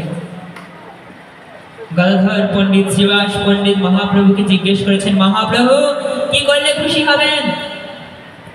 মহাপ্রভু বলছেন, যদি আমার সামনে কৃষ্ণ কথা করো না, আমি সব থেকে বেশি খুশি হব। মহাপ্রভু যখন কৃষ্ণের জন্য কষ্ট পেতেন, কৃষ্ণের বিরহে কাঁদতেন, তখন মহাপ্রভু এই শ্রীমদ্ ভাগবত কথা শ্রবণ করতেন। বেদ, পুরাণ, রামায়ণ, মহাভারত সব গ্রন্থ রেখে দিয়েছেন, বলছে আমায় শ্রীমদ্ ভাগবত মহাপ্রাণ শ্রবণ করাও। যে ভাগবতের মধ্যে আমার গোবিন্দের কথা রয়েছে, আমার কৃষ্ণের কথা রয়েছে, যে ভাগবত শ্রবণ করলে হৃদয়, মন, শরীর সব সুস্থ হয়ে যায়। ভবরোগ থেকে উদ্ধারকারী শ্রীমদ্ ভাগবত মহাপুরাণ আমাকে শ্রবণ করাও। আর যখনই শ্রীমান চৈতন্য মহাপ্রভু কাঁদতেন, কৃষ্ণের জন্য মাথা ঠুকতেন দেয়ালের সাথে, গম্বুজের সাথে, তখন মহাপ্রভুকে ধরে এনে বসিয়ে মহাপ্রভুকে ভাগবত কথা শ্রবণ করানো হতো। আর আজ আমরা পরম সৌভাগ্যবান, আজ আমরা সেই ভাগবত কথা শ্রবণ করার জন্য এই মন্দির প্রাঙ্গণে উপস্থিত হয়েছি। ভাগবত পাল্টায়নি, 18,000 শ্লোক, সেই 18,000 শ্লোকই আছে। আর সেই ভাগবত কথা মহাপ্রভু শ্রবণ করতেন এবং বেদ পুরাণ গ্রন্থ রেখে দিতেন। বলতেন যে বেদ পুরাণ গ্রন্থে আমার শ্রীমান, আমার শ্রী গোবিন্দের কথা নেই, সেই বেদ পুরাণ গ্রন্থ কি দরকার? যে গ্রন্থে আমার গোবিন্দের কথা লেখা নেই, সেই গ্রন্থ আমরা পাঠ করি না, বা আমি কেন পড়ব? কাকে তীর্থস্থান বলা হয়েছে যে গ্রন্থে গোবিন্দের কথা নেই? মহাপ্রভু বলেছেন, বলছে আমি অমৃতের সাগরে স্নান করব। দেবতারা অমৃত পান করে শক্তি লাভ করেছিল, কিন্তু দেবতারা মহা মূর্খ, তারা জানে না এই অমৃত পান করলে সাময়িক সময়ের জন্য আমি সুস্থ হব, আমরা শক্তি লাভ করব, কিন্তু ভাগবত মহাপ্রাণের ন্যায় অমৃত পান করলে, ভাগবত কথামৃত পান করলে সে সারা জীবনের জন্য অমর হয়ে যাবে। অমৃত পান করলে শক্তি লাভ হবে, ভাগবত কথা শ্রবণ করলে অমর হয়ে যাবে। দেবতারা অমৃত পান করেছিল এবং তারা শক্তি ফিরে পেয়েছিল। আমি মূর্ছিত হয়ে গেছি গদাধর, আমি মূর্ছিত হয়ে গেছি শ্রীবাস, আমার গায়ে শক্তি নাই, আমাকে শ্রীমদ্ ভাগবত মহাপ্রাণের ন্যায় অমৃত পান করাও, যার দ্বারা আমি সুস্থ হব। কীর্তন করো গদাধর, কীর্তন করো শ্রীবাস, আমি কীর্তন শুনবো, আমার মন প্রাণকে শান্ত করব। গোবিন্দের কথা যখন আমি শ্রবণ করব, কৃষ্ণের কথা যখন আমি শ্রবণ করব, তখন আমার হৃদয়ে শক্তি ফিরে আসবে, তখন আমি ভালো থাকবো। না হলে আমি এরকম ভাবে মূর্ছিতই হতে থাকবো যতক্ষণ পর্যন্ত আমার মুখে কৃষ্ণ নাম আছে, আমার কানে কৃষ্ণ নাম যাবে, আমার কানে ভাগবত কথা যাবে। গদাধর, শ্রীবাস, হরিদাস, জেনে রেখো আমি ততদিন পর্যন্তই জীবিত থাকব। যেদিন আমার মুখ গোবিন্দ বলতে অসমর্থ হবে, কৃষ্ণ বলতে অসমর্থ হবে, যেদিন আমার কান কৃষ্ণ নাম শুনতে পারবে না, সেদিন আমি আমার দেহ ত্যাগ করে দেব, আমি থাকবো না এই জগতে, আমি থাকবো না। গদাধর, শ্রীবাস, জেনে রাখো আমার কৃষ্ণ, আমার কৃষ্ণ, আমার কৃষ্ণ, আমার কৃষ্ণ। কৃষ্ণ নাম করতে করতে তিনি মূর্ছিত হয়ে যেতেন, কখনো কান্না করতেন, কখনো গম্ভীর জড়িয়ে ধরে কান্না করতেন, কখন শ্রীবাসের হাত জড়িয়ে ধরে কান্না করতেন, কখন শ্রীবাসকে জড়িয়ে ধরে কান্না করতেন, কখন মাটিকে আলিঙ্গন করে মনে করতেন আমার কৃষ্ণকে জড়িয়ে ধরেছি, কখনো ভগবানের শ্রী বিগ্রহ জড়িয়ে ধরতেন, ভগবানের শ্রী বিগ্রহ ধরে কান্না করতেন। শ্রীমান চৈতন্য মহাপ্রভু সর্বদা গোবিন্দ চিন্তা, গোবিন্দ চিন্তা, গোবিন্দ চিন্তা আর গোবিন্দ চিন্তা। মহাপ্রভু যখন নগরে ঘুরতেন, কৃষ্ণ নাম করতেন, তখন কিছু লোক মহাপ্রভুকে পাগল বলতো। কিছু পণ্ডিত ব্রাহ্মণরা বলতো, এই নিমাই, এই মহাপ্রভু, তুমি তো এখনো যুবক, তুমি এই বয়সে সন্ন্যাস নিয়েছ, তা ভালো করেছ, সন্ন্যাস নিয়েছ। কিন্তু মহাপ্রভু চৈতন্য, তুমি বেদ কেন পড়ো না? রামায়ণ মহাভারত কেন পড়ো না? তুমি কেন ভাগবত নিয়ে নাচানাচি করো? তুমি না ব্রাহ্মণের সন্তান? ব্রাহ্মণের স্বধর্ম, ব্রাহ্মণের নিজ ধর্ম হচ্ছে বেদ পুরাণ পড়া। তুমি কেন বেদ পুরাণ বাদে ভাগবত পড়ো? মহাপ্রভু বলছেন, দেখো, বেদ পুরাণে তো আমার গোবিন্দের কথা নাই। আমি তো চাই কৃষ্ণ, আমি তো চাই কৃষ্ণ, আমি তো চাই কৃষ্ণ। কৃষ্ণের কথা যে গ্রন্থে আছে সেটাই আমার অতীব প্রিয়। কৃষ্ণের কথা ভাগবতে রয়েছে, তাই ভাগবত আমার অতীব প্রিয় গ্রন্থ। যখন যখন আমার মনে, যখন আমার হৃদয়ে কষ্ট হয়, তখন আমি এই শ্রীমদ্ ভাগবত কথা শ্রবণ করি। এরপরে মহাপ্রভুকে জিজ্ঞেস করা হলো, মহাপ্রভু, তুমি যে গ্রামে গ্রামে গিয়ে কৃষ্ণ নাম করো, তুমি যে 5 জন 10 জনকে নিয়ে দাঁড় করিয়ে বসিয়ে কৃষ্ণ নাম করো, এই কৃষ্ণ নাম করলে কি হবে? আপনারা কি জানেন, শ্রীমান চৈতন্য মহাপ্রভু দলে দলে কৃষ্ণ নাম করতেন। কয়জন ছিল তারা? 5 জন। শ্রীকৃষ্ণ চৈতন্য, প্রভু নিত্যানন্দ, শ্রী অদ্বৈত গদাধর, শ্রীবাস গৌরভক্ত। এই 5 জন দলে দলে কৃষ্ণ নাম করতো, চারিপাশে লোকজন দাঁড়িয়ে দাঁড়িয়ে বসে বসে শুনতো। আর সেই প্রথা আজও চলে আসতেছে। কাল থেকে শুরু হবে সেই নিয়ম। অদ্বৈত ঠাকুরের ঘরে এরকম ভাবে চৈতন্য মহাপ্রভু কীর্তনের আয়োজন করেছিল এবং সেখানে কিছুদিন তারা কীর্তন করেছিল। আর সেই পরম্পরার ধারা আমাদের কিছু গ্রাম্য গুরুরা এখনো ধরে রেখেছেন। এখনো মাঝে মাঝে অনেক জায়গায় নাম কীর্তন হয়, যেটা কালকে থেকে শুরু হতে চলেছে। সেই মহাপ্রভুর প্রথা এটা, সেই মহাপ্রভুর নির্দেশ, সেই মহাপ্রভুর তৈরি করার নিয়ম। যখন মহাপ্রভুকে জিজ্ঞেস করা হলো, মহাপ্রভু, এই যদি কৃষ্ণ নাম করো, এই কৃষ্ণ নাম করলে কি হবে?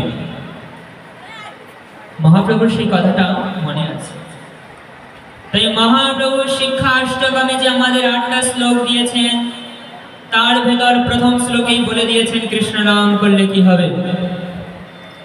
তিনি বলছেন, চেতদর্পণ মার্জনম ভব মহাদবগ্নি নির্বাপনম শ্রেয় কর্ব চন্দ্রিকা বিতরণম বিদ্যাবধূ জীবনম আনন্দম বুদ্ধিবর্ধনম প্রতিপাদম পুনামৃত অক্ষদন সর্বাত্মা সেনাপরম পরম বিজয়তে শ্রীকৃষ্ণ সংকীর্তনম।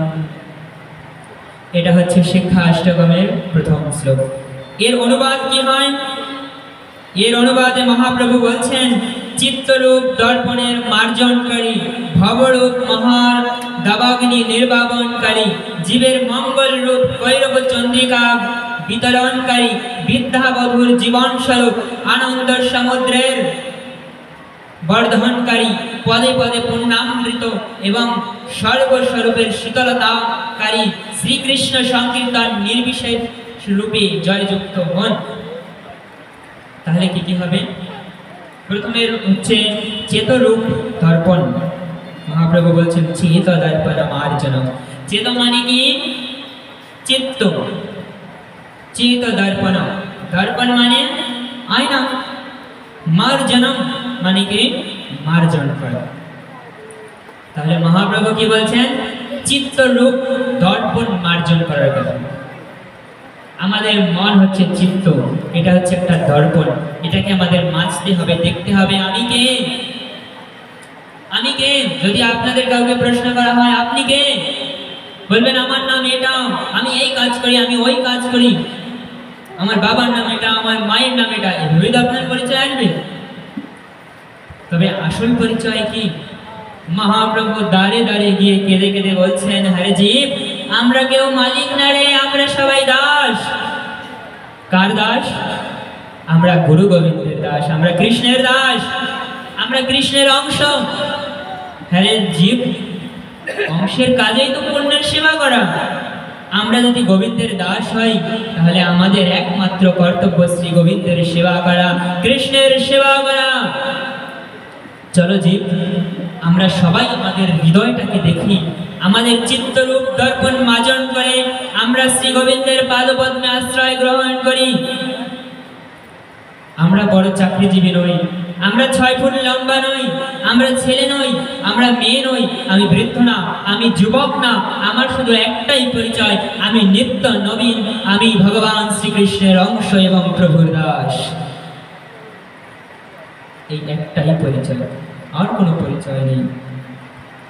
তো মহাপ্রভু এই সমস্ত কথা বর্ণনা করার পর শ্রীল জীব গোস্বামী, শ্রীল রূপ গোস্বামী আমাদেরকে 10টা নাম অপরাধ দিয়েছেন। আজ আমরা এখানে হরিনাম হবে, আমরা হরিনামের আসরে এসেছি, কালকে থেকে হরিনাম হবে, আমাদের জানতে হবে। আমরা শ্রীল রূপ গোস্বামীর নির্দেশিত 10 বিধ নাম অপরাধ সম্বন্ধে একটু আলোচনা করব।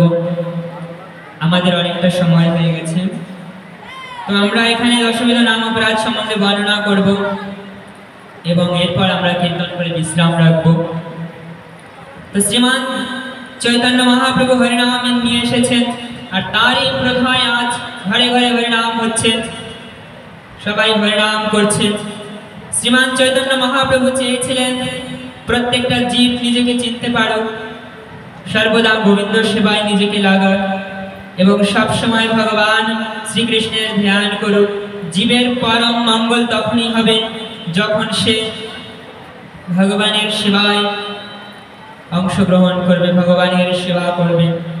মহাপ্রভুকে কিছু প্রশ্ন করা হয়, মহাপ্রভুকে বলা হয়, মহাপ্রভু আপনার কাছে কিছু প্রশ্ন ছিল, কিছু পণ্ডিত এসেছেন, মহাপ্রভু আপনার কাছে কিছু প্রশ্ন ছিল, আপনি যদি বলেন তাহলে কৃপা করে নিবেদন করি। মহাপ্রভু বলছেন ঠিক আছে, নিবেদন করো, বলো কি জানতে চাও। তখন মহাপ্রভুকে বলছেন যে মহাপ্রভু, এই জগতের সবথেকে বড় প্রাপ্তি কি? এই জগতে যদি আমরা কিছু পেতে চাই তাহলে সেটা কি?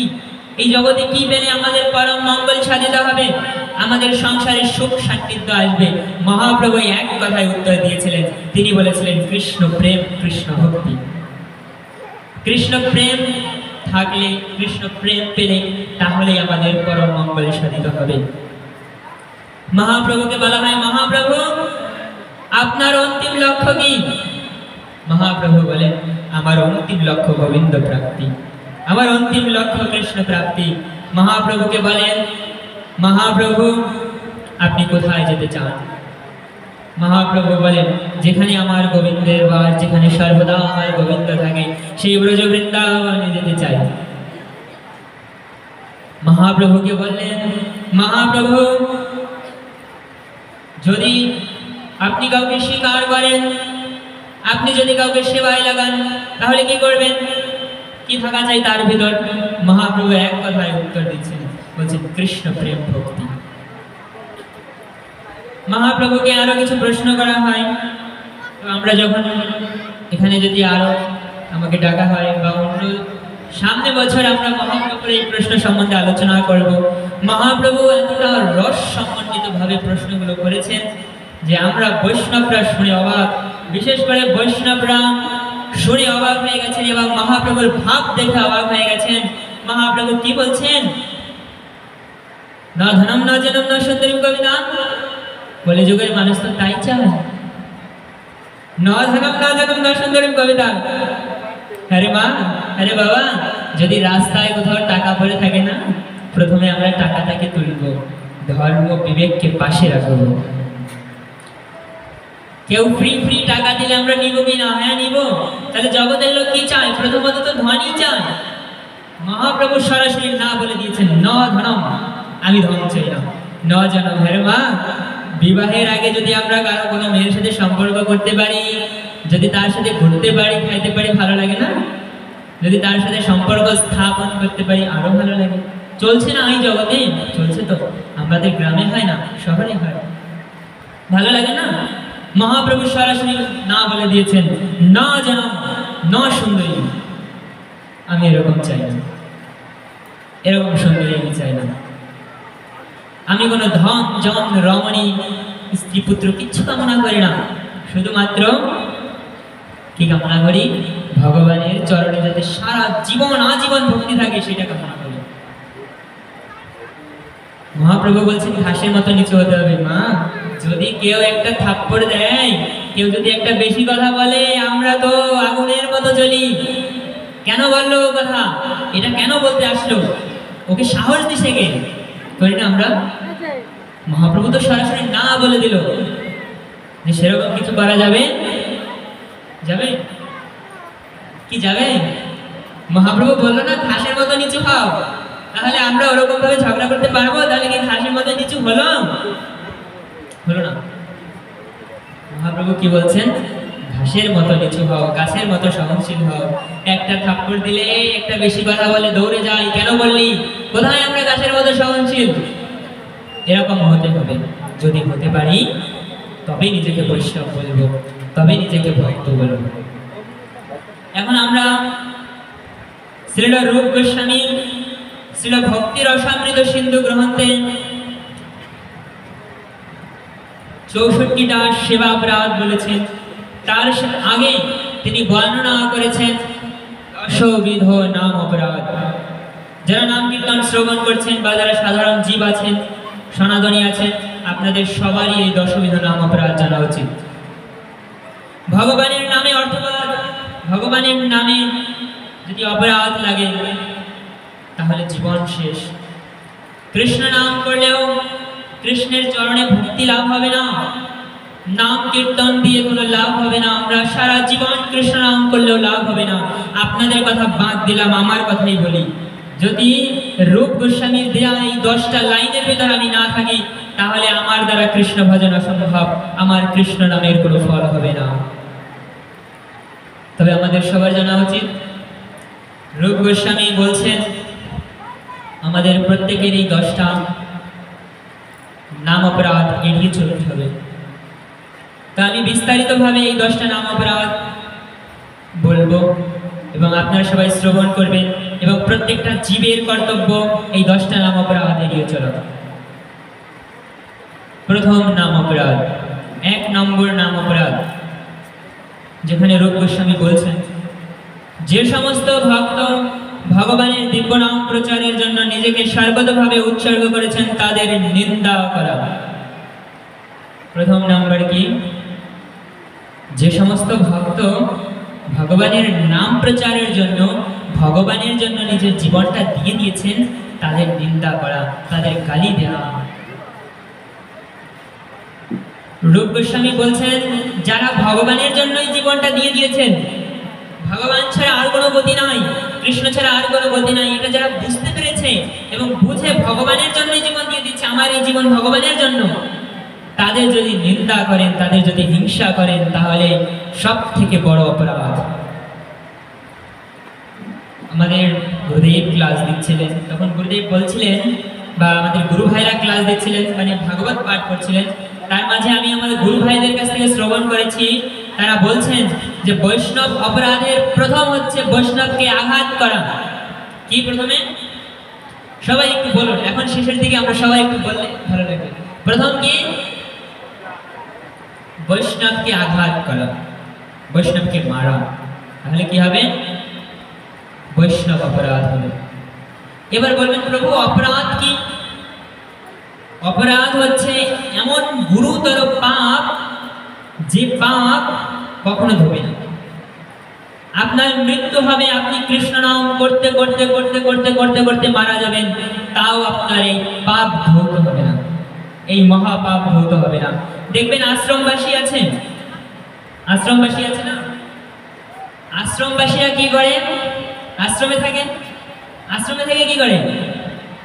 সেবা পূজা দেয়। দেখবেন অনেকে স্ত্রী নেয় না, ছেলে মেয়ে নেয় না, বিবাহই করে না। তার মানে কি? তারা ভগবানের জন্য তাদের জীবনটা দিয়ে দিয়েছে।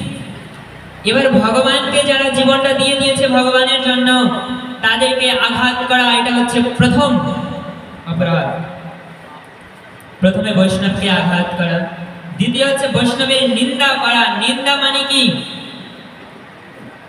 নিন্দা মানে তার সম্বন্ধে মিথ্যা কথা বলা, তাকে একটা বাজে একটা ক্যারেক্টারে নিয়ে আসা, এইটা হচ্ছে তাকে নিন্দা করা। তো আমাদের গুরু ভাইরা ভাগবত পাঠে বলছিলেন, সাজিয়ে সাজিয়ে বলছিলেন। প্রথম বলছেন প্রথম অপরাধ কি হবে? প্রথমে যদি বৈষ্ণব অপরাধের ভিতর প্রথমে কি? বৈষ্ণবকে আঘাত করা, বৈষ্ণবকে মারা। এরপরে দ্বিতীয় কি? বৈষ্ণবের সম্বন্ধে উল্টো পাল্টা কথা বলা। বৈষ্ণবের দোষ দেখলে আপনাদের একটা মন্ত্র শেখাচ্ছি। মন্ত্রটা হচ্ছে বৈষ্ণবের কোনো দোষ দেখলেও সেটা ধরবেন না, সেটা ধরা যাবে না। আচ্ছা, দুধ আছে না, দুধের ভিতর যদি একটা মাছি পড়ে, আমরা কি করি? দুধটাকে ধরে ফেলে দেই, তাই না? দুধই আমরা খাই না। আর যদি ঘিয়ের মধ্যে মাছি পড়ে, আমরা ঘিটাকে ফেলে দেই না? ফেলে দেই না। তাহলে কি করি? ঘিয়ের উপর থেকে চামচ দিয়ে মাছিটা উঠিয়ে পাশে রেখে দেই, আর ঘিটাকে আবার কাজে লাগিয়ে দিই। তাই করি না? করি। তো দুধটা ফেলে দিলাম, ঘিটা রেখে দিলাম, কেন? কারণ দুধ ততটা দামি না, কিন্তু ঘিটা ততটা দামি। তেমনি আমাদের জীবনে কোনো ভুল ত্রুটি থাকলে সেটা আমাদের জন্য বেশি ক্ষতিকর। সেটা অন্য কেউ বলবে ঠিক আছে মেনে নিলাম, কিন্তু একজন বৈষ্ণবের দোষ দর্শন করলেও সেটা বলা যাবে না। তাকে বলা যাবে না এই সাধু এটা জ্ঞান করলাম। ভদ্র ভাষায় বলা যেতে পারে যে প্রভু আপনি এটা করেছেন, বা বৈষ্ণব আপনি এটা করেছেন, এটা ভুল হয়েছে। তখন বৈষ্ণব ভুল স্বীকার করবে, কিন্তু তাকে এরকম ভাবে বলা যাবে না, কারণ বৈষ্ণবের মর্যাদা রয়েছে। বৈষ্ণব ভগবানের অনেকটা নিকটস্থ। আপনারা এখানে কে কে একাদশী বলেন? প্রত্যেকটা একাদশী হাত তুলুন তো। প্রত্যেকটা একাদশী কে বলবেন যে আমার একটা একাদশী বাদ যায় না? হাত তুলুন তো। হয়তো দুই চারজন। তাহলে ভেবে দেখুন, একজন বৈষ্ণব প্রত্যেকটা একাদশী পালন করে, আর ভগবান বলছেন পদ্মপুরাণে যে একাদশী পালন করে সে আমার অত্যন্ত প্রিয়, অত্যন্ত প্রিয়। তাহলে বৈষ্ণব প্রতিনিয়ত একাদশী পালন করে, তাহলে সে ভগবানের কতটা কাছে। পদ্মপুরাণ স্কন্দ পুরাণে ভগবান বলছেন যে নারদ মুনিকে বলছেন, নারদ তুলসী আমার এতই প্রিয়, যদি কেউ তুলসীর পাতা সমেত আমাকে কিছু অর্পণ করে আমি তা গ্রহণ করে নিই। যদি কারো গলায় তুলসীর মালা থাকে তাহলে আমার দৃষ্টি সর্বদা তার উপর থাকে, আমি তাকে নিজের আপন করে নেই। যার গলায় তুলসীর মালা থাকে সে আমার দৃষ্টি গোচর হয় না কখনো, এবং তার প্রতি আমার নজর সবসময় থাকে। তার নিবেদন করা নৈবেদ্য, তার নিবেদন করা কোনো দ্রব্য আমি পরম অমৃত সমতুল্যে গ্রহণ করি, যার গলায় তুলসী মালা থাকে। এরপর বলছে দামোদর মাস, কার্তিক মাস, এগুলো যারা পালন না করে তারা জীবিত থাকা সত্ত্বেও মৃত। পদ্মপুরাণে বলা হয়েছে, বলছে যদি কেউ দামোদর মাস জেনে নিয়ম ব্যতীত দামোদর মাস পালন করে তাহলে দুই পায়ে চলা পশু ছাড়া তাকে আর কিছু বলা যায় না। আমার কথা না, রাগ করবেন না, আমার কাছে প্রমাণ আছে, ভাগবত আছে, গ্রন্থ আছে, সেখানে বলছেন। তবে বৈষ্ণব এসব পালন করে কিনা? তাহলে বৈষ্ণব ভগবানের কাছে কতটা কাছে, ভগবানের কতটা কাছে ভেবে দেখুন। এরপরে সাজিয়ে সাজিয়ে প্রভুরা বলছেন, তারপরে বলছে বৈষ্ণবের অনুমতি ছাড়া বৈষ্ণবকে স্পর্শ পর্যন্ত করা যাবে না। তাহলে কি হবে? বৈষ্ণব অপরাধ হবে। বৈষ্ণবকে কটু কথা বলা যাবে না, যার জন্য বৈষ্ণবের মন কাঁদবে, বৈষ্ণব চোখ থেকে অশ্রু ফেলবে। বৈষ্ণবের চোখ থেকে অশ্রু ঝরা আর বৈষ্ণবকে আঘাত করা একই বিষয়। তাই বৈষ্ণবকে কটু কথা বলা যাবে না। এই হচ্ছে বৈষ্ণব অপরাধ। আমি সংক্ষেপে বলছি যেহেতু সময় কম। 2 নম্বর নাম অপরাধ হচ্ছে শিব ব্রহ্মা আদি দেবতাদের নাম ভগবানের নামের সমান অথবা তার থেকে স্বতন্ত্র বলে গণ্য করা। অনেকে বলে না, শিবের পূজা দেয়, আমি কালী পূজা দেয়, এই কৃষ্ণের পূজা দেয়, একই বিষয়। এটাকে কি হবে? এটা মনে করলে কি হবে? অপরাধ হবে। বলছেন শিব ব্রহ্মা আদি দেবতাদের নাম ভগবানের নামের সমান মনে করা যাবে না। আমরা অনেকে মনে করি। আমি পাঠের শুরুতেই বলেছিলাম যে ভাগবতমের 2য় স্কন্ধে ভগবানের বিরাট রূপের বর্ণনা করা হয়েছে। সেই ভাগবতমের 2য় স্কন্ধে বর্ণনা করা হয়েছে, প্রথমে ভগবান কৃষ্ণ বিরাট পুরুষ রূপে দাঁড়িয়ে আছেন। ভগবান বিষ্ণুর চরণ পদ্ম থেকে, ভগবানের চরণ থেকে ভগবান বিষ্ণুর জন্ম হয়, যিনি সমস্ত যজ্ঞের ভোক্তা। ভগবান বিষ্ণু 3 জন, কারণ দক্ষায় বিষ্ণু, গর্ভদক্ষায় বিষ্ণু, ক্ষীরদক্ষায় বিষ্ণু। গর্ভদক্ষায় বিষ্ণু, কারণ গর্ভদক্ষায় বিষ্ণুর নাভি পদ্ম থেকে একটা পদ্ম ফুল বেরোয়, আর সেই পদ্ম ফুল থেকে ব্রহ্মার জন্ম হয়। সেই ব্রহ্মা 4 জন পুত্রকে জন্ম দেন এবং বলেন এই বিশ্ব ব্রহ্মাণ্ডে মানুষ তৈরি করো, বা তোমরা বিবাহ করো, তোমাদের জন্য কন্যা তৈরি করি, আর তোমরা এই পুরো পৃথিবীতে সৃষ্টি কার্য করো এবং পুরো পৃথিবীতে বীজ বপন করো। তখন সেই ব্রহ্মার 4 পুত্র সরাসরি না করে দেয়, আমি সৃষ্টি করতে পারবো না। জগতেশ্বর গোবিন্দ, যাকে তুমিও জানতে পারো না, ব্রহ্মাকে বলছে পিতা আপনিও গোবিন্দকে জানতে পারেন নাই, আর সেই গোবিন্দের সেবা রেখে আমি এই মায়ার দাসত্ব করব? আমি কখনো জীবকুলের জন্য সন্তান উৎপাদন করব না। যখনই এই কথা শুনেছে তখন ব্রহ্মার রাগ হয়, আর ব্রহ্মা নিজের রাগ সহ্য করতে পারে না এবং তার এই 2 ভুরুর মাঝখান থেকে লাল এবং নীল রঙের একটা বালকের জন্ম হয়, যার নাম হয় রুদ্র বা শিব। শিবের তখন ব্রহ্মা শিবকে 11টা নাম দেন, এবং যখন সেই বালকটা জন্মগ্রহণ করেছেন তখন তিনি রোদন করতে লাগলেন। রোদন করার জন্য সেই বালকের প্রথম নাম দেন ব্রহ্মা রুদ্র। প্রথম নাম কি হয়? তারপর তাকে 11টা নাম দেন, আর সেই 11টা নামের মধ্যে শিব নাম আছে। আর এই শিব নামটা আমরা সবাই জানি, শিব নামে আমরা তাকে চিনি, মহাদেব নামে আমরা তাকে চিনি।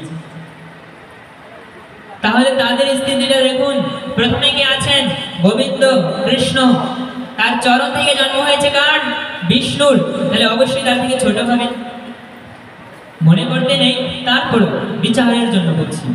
এরপরে তার নাভি পদ্ম থেকে ব্রহ্মার জন্ম, ব্রহ্মার থেকে শিবের। তাহলে এরা 3 জন কি এক হতে পারে? এক মনে করা যেতে পারে, কিন্তু এক হবে না। আর এক মনে করাটাও ঠিক না, কারণ এখানে বলছেন রূপ গোস্বামী যে শিব ব্রহ্মা আদি দেবতাদের নাম ভগবানের নামের সমান বা তার থেকে স্বতন্ত্র বলে মনে করা যাবে না। 3 নম্বর হচ্ছে শ্রী গুরুদেবকে অবজ্ঞা করা।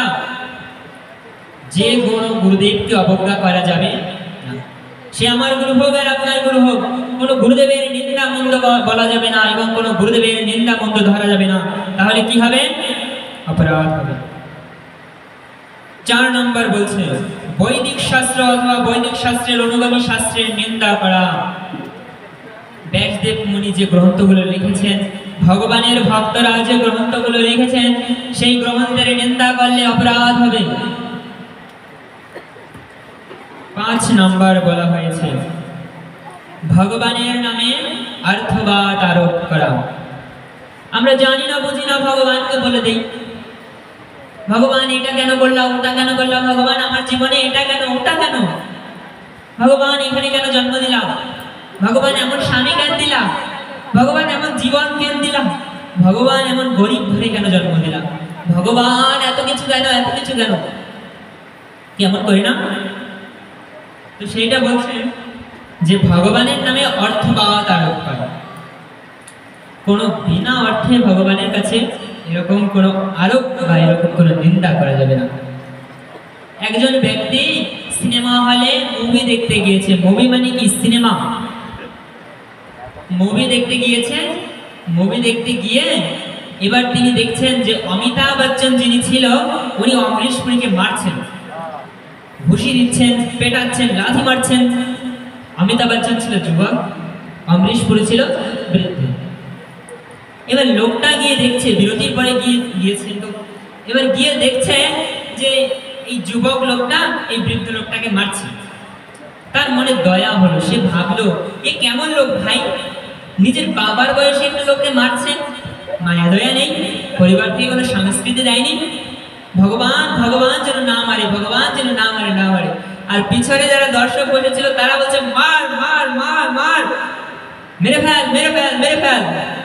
এবার উনি ভাবছেন এরা এরকম কেন বলছে, বৃদ্ধ লোকটাকে মারছে, এদেরও মনে হয় মায়া দয়া নেই, এরা কিছু বুঝছে না যে বৃদ্ধ লোকটাকে মারছে, আমরা বলবো ভাই বাঁচাও বাঁচাও বাঁচাও, ওকে মারিস না মারিস না, আর পিছন থেকে বলছে মার মার মার মার। এবার কেন মারছে, কারণ ওই লোকটা খারাপ, ভিলেন। কিন্তু ওই যে বিরতির পরে এসেছে, এর আগের কিন্তু দেখে না, এই জন্য ও ভাবতেছে যে এটা ভুল হচ্ছে। আমরাও ঠিক তেমনি, আমরাও বিরতির পরে এসেছি। ভগবান ভগবদ গীতায় বলছেন বহুজন মানুষ, আমাদের বারবার জন্ম হয়েছে, আমাদের বারবার জন্ম হয়েছে, আর আমাদের এর আগেও জন্ম হয়েছে। সেই জন্মে আমরা পাপ করেছি, পুণ্য করেছি, যার ফলস্বরূপ এই জীবন পেয়েছি। এর আগে যা করেছি সেই কর্মের ফলে আজ আমরা এই পৃথিবীতে এসেছি, সেই কর্মের ফলে আমাদের আজ এই দশা, সেই কর্মের ফলে আজ আমরা এরকম পরিস্থিতিতে আছি। সুখ প্রাপ্ত হচ্ছি, আমাদের সুখ আসে জীবনে, এর কারণ হচ্ছে এর আগের জন্মে আমরা পুণ্যকর্ম করেছি। আমাদের দুঃখ হচ্ছে মানে এর আগের জন্মে আমরা পাপ করেছি, পাপের ফলে আমরা দুঃখ পাচ্ছি, হতাশ হয়ে থাকি, আমাদের মন ভালো থাকে না। এর আগের জন্মে অনেককে কষ্ট দিয়েছি, অনেককে কাঁদিয়েছি, যার জন্য আছে জীবনে হতাশা। এর আগের জন্মে অনেককে কষ্ট দিয়েছি, অনেকের চোখ থেকে জল ঝরিয়েছি, যার জন্য আজকে আমরা এই পৃথিবীতে এসে কাঁদি, আমরা জল ঝরাই। পিছনের দর্শক আছে না, ওই দর্শকের মতো হচ্ছে আমাদের গোবিন্দ, আমাদের কৃষ্ণ। আর কৃষ্ণ সব জানে এর আগের জন্য আমরা কি করেছি, আর সেই অনুযায়ী আমাদেরকে কৃষ্ণ এই পৃথিবীতে পাঠিয়েছে। আর আমরা কিছু না বুঝে না জেনে আমরা কৃষ্ণকে দোষ দেই, কৃষ্ণ এটা কেন করেছো, ভগবান এটা কেন করেছো, ওটা কেন করেছো। পূর্বজন্মে আমরা যা করেছি সেই হিসেবে ফল আমাদেরকে ভগবান দিচ্ছে। এখানে ভগবানের বা বিধির বিধানের কোনো দোষ নেই, দোষ আমাদের, আমরা করেছি, ভগবানের কোনো দোষ নেই। তাহলে আমরা এটা জানি না। এবার সামনে দেখবো একটা গাড়ি আসতেছে, অ্যাক্সিডেন্ট হয়ে গেছে, ভগবান গাড়ি কেন আসলে, অ্যাক্সিডেন্ট কেন করালাম, বলি না পূর্বজন্মে এমন পাপ কাজ করেছি যার কারণে আজকে এই জন্মে এসে আমার অ্যাক্সিডেন্টের শিকার হতে হলো। এতে ভগবানের কোনো দোষ নেই, কৃষ্ণের কোনো দোষ নেই, দোষ আমাদের কর্মের, আমরা কর্ম ভুল করেছি। তাই ভগবানকে না বুঝে শুনে দোষ দেওয়া যাবে না, দোষ দিলে কি হবে, ভগবানের চরণে অপরাধ লাগবে। এরপরে 6 নম্বরে বলছেন ভগবানের নাম সমূহকে কাল্পনিক বলে মনে করা। যদি আমরা মনে করি যে কৃষ্ণ, বিষ্ণু, শীতলা, রক্ষা, মনসা এরা সবাই কাল্পনিক, এদের মুনি ঋষিরা বানিয়ে দিয়ে গেছে। আমাদের গ্রামের পণ্ডিতেরা নরক, স্বর্গ এসব বানিয়ে আমাদের ভয় দেখায়, আমাদেরকে দাবিয়ে রাখার জন্য ব্রাহ্মণরা স্বর্গ, নরক, পাপ পুণ্য তৈরি করেছে। তাহলে কি হবে, অপরাধ হবে। কৃষ্ণ নাম করলে কোনো কিছু হয় না, আমাদের গ্রামের কিছু পণ্ডিতেরা মনে করে থাকে। এইসব যারা মনে করে তাদের কি হবে, অপরাধ হবে, আর অপরাধের কোনো ক্ষমা নাই। এবার 7 নম্বরে বলছেন নাম বলে পাপ আচরণ করা। 7 নম্বর কি, নাম বলে পাপাচরণ করা। এটা কেমন? আমাদের গ্রামে একটা প্রবাদ রয়েছে যেখানে বলা হয়, সারাদিন হরি হরি, রাত হলে গরু চুরি করি। অনেকে আমাকে প্রশ্ন করে, সাধু আমরা সারাদিন চুরি করি, মানুষকে ঠকা, সরি সারাদিন কৃষ্ণ কৃষ্ণ করি, রাত হলে একটু মানুষের বাড়িতে চুরি করি আর একটু ডাকাতি করি। ওই যে সারাদিন হরি হরি হরি হরি কৃষ্ণ কৃষ্ণ করলাম, ওতে পাপ যাবে না? এরকম অনেকে বলে না? অনেকে আমরা মনে করি যে আজকে পাপ করলাম, এখন পুজো দিয়েছি, সব পাপ যাবে, মনে করি না? হ্যাঁ আমরা মনে করি, আমি জানি। আমাদের স্টুডেন্টরা প্রশ্ন করে, প্রভু আমরা যে এত কিছু পাপ করি, পুজো দিলে যায় না, একাদশী থাকলে যায় না? আমি বলছি হ্যাঁ যায়, কিন্তু এটা মনে করা হচ্ছে অপরাধ। তাই আমি আমার সমস্ত স্টুডেন্টদেরকে এই দশবিধ নাম অপরাধ মুখস্থ করাচ্ছি। আমরা গ্রামে থাকি, এই অপরাধগুলো যদি আমাদের মাঝে হয়ে যায়, অজান্তেও যদি হয়ে যায়, তাহলে আমাদের হৃদয়ে কৃষ্ণ ভক্তি ভালো লাগবে না, আমাদের স্টুডেন্টরা গীতা ক্লাসে আসতে চাইবে না, যদি এই 10টা নাম অপরাধের মধ্যে একটাও তারা করে ফেলে। কারণ তখন তো মন কলুষিত হয়ে যাবে, তখন হৃদয়ে আর কৃষ্ণ নাম ভালো লাগবে না, পুজো দিতে আর ভালো লাগবে না, কারণ মন তো কলুষিত। 10টা নাম অপরাধ এড়িয়ে না চললে তো কিছুই হবে না। তো নাম বলে পাপাচরণ করা। এর আরেকটা মাহাত্ম্য দাঁড়ায় যে আমি নাম করছি আর পাপ করছি। পাপ কেমন? কিছু বলতে হয় না, যেহেতু মাইক আছে, অনেক লোক আছে, তারপরেও এই যে আমরা নাম কীর্তন শুনি, যারা আমরা নাম কীর্তন করি, আমাদের অবশ্যই সতর্ক হওয়া উচিত যে আমরা যে কৃষ্ণ নাম করছি, এই কৃষ্ণ নাম শুনে ভক্তদের হৃদয় থেকে অশ্রু ঝরে, চোখ থেকে ঝরে না, হৃদয় থেকে ঝরে, আর সেই হৃদয়ের অশ্রুচ্ছব দিয়ে পড়ে। আমরা এত ভালোভাবে, এত সুন্দরভাবে খোল করতাল বাজিয়ে কীর্তন করি, আমাদের কীর্তন শুনে হাজার হাজার লোক অনুপ্রাণিত হয়, হাজার হাজার লোক, শত শত লোক আমাদের কীর্তন মনোযোগ দিয়ে শ্রবণ করে, আমাদেরকে বৈষ্ণব মনে করে। আমরা যখন আসর থেকে বেরোই, তখন লোকজন আমাদেরকে প্রণাম করে। আর আমি কিভাবে একটা সিগারেট ধরাই আর খাই, আমি কিভাবে একটা মদের বোতলে হাত দেই, আমি কিভাবে অশাস্ত্রীয় কাজ করি, আমি কিভাবে 2 নাম্বার কাজ করি, যখন আসরে থাকি তখন সবাই আমাকে বৈষ্ণব বলে প্রণাম করে, আমার হরে কৃষ্ণ নাম শুনে সবাই কান্না করে দেয়। আমি যদি অসৎ হই তাহলে কি হলো? তাদের ভাবা উচিত যে আমি কৃষ্ণ নাম করছি, এটা তো মহাপ্রভুর সম্পদ, মহাপ্রভু নিজে এসেছেন, আর সেই মহাপ্রভু বলছেন নিজে আচরি ধর্ম অপরকে শেখায়, নিজের হৃদয়ে ভক্তি নাই, হৃদয়ে ভাব নাই, মহাপ্রভুর দেয়া অলঙ্কার শরীরে নাই, আর আমরা কীর্তন করছি। আমি নিন্দা করছি না, আমি বলছি মহাপ্রভুর দেয়া অলঙ্কার কি? তিলক আর মালা। কিছু কীর্তনীরা তিলক মালা নিয়ে থাকে, কিছু লোক নেয় না, কিন্তু মহাপ্রভুর অলঙ্কারে ভূষিত হতে হবে এবং আসরে এসে শুদ্ধাচার ভাবে কীর্তন করতে হবে। আজকে আমাদের সারা পৃথিবীর বৈষ্ণব সমাজ আপনাদের প্রতি ক্ষিপ্ত। আপনারা যেভাবে কৃষ্ণ নাম করেন, এটা আমাদের বৈষ্ণবরা পছন্দ করে না। আমরা বৈষ্ণবরা কৃষ্ণ নাম শুনলে সেখানে দৌড়ে যাই, আর সেখানে গিয়ে আমরা কান্না করি, কিন্তু আপনারা নাম করছেন আর পাপ আচরণ করছেন। এর জন্য আমাদের বৈষ্ণব সমাজের কেউ আপনাদের আসরে আসে না। আমাদের বৈষ্ণবরা আপনাদের কীর্তন শুনতে চায় না, বলে মহাপ্রভু কৃষ্ণ নাম করতে বলেছেন, এরা তো কৃষ্ণ নামই করছে, কিন্তু মহাপ্রভু যে বলেছেন নিজে আচরি ধর্ম অপরকে শেখায়।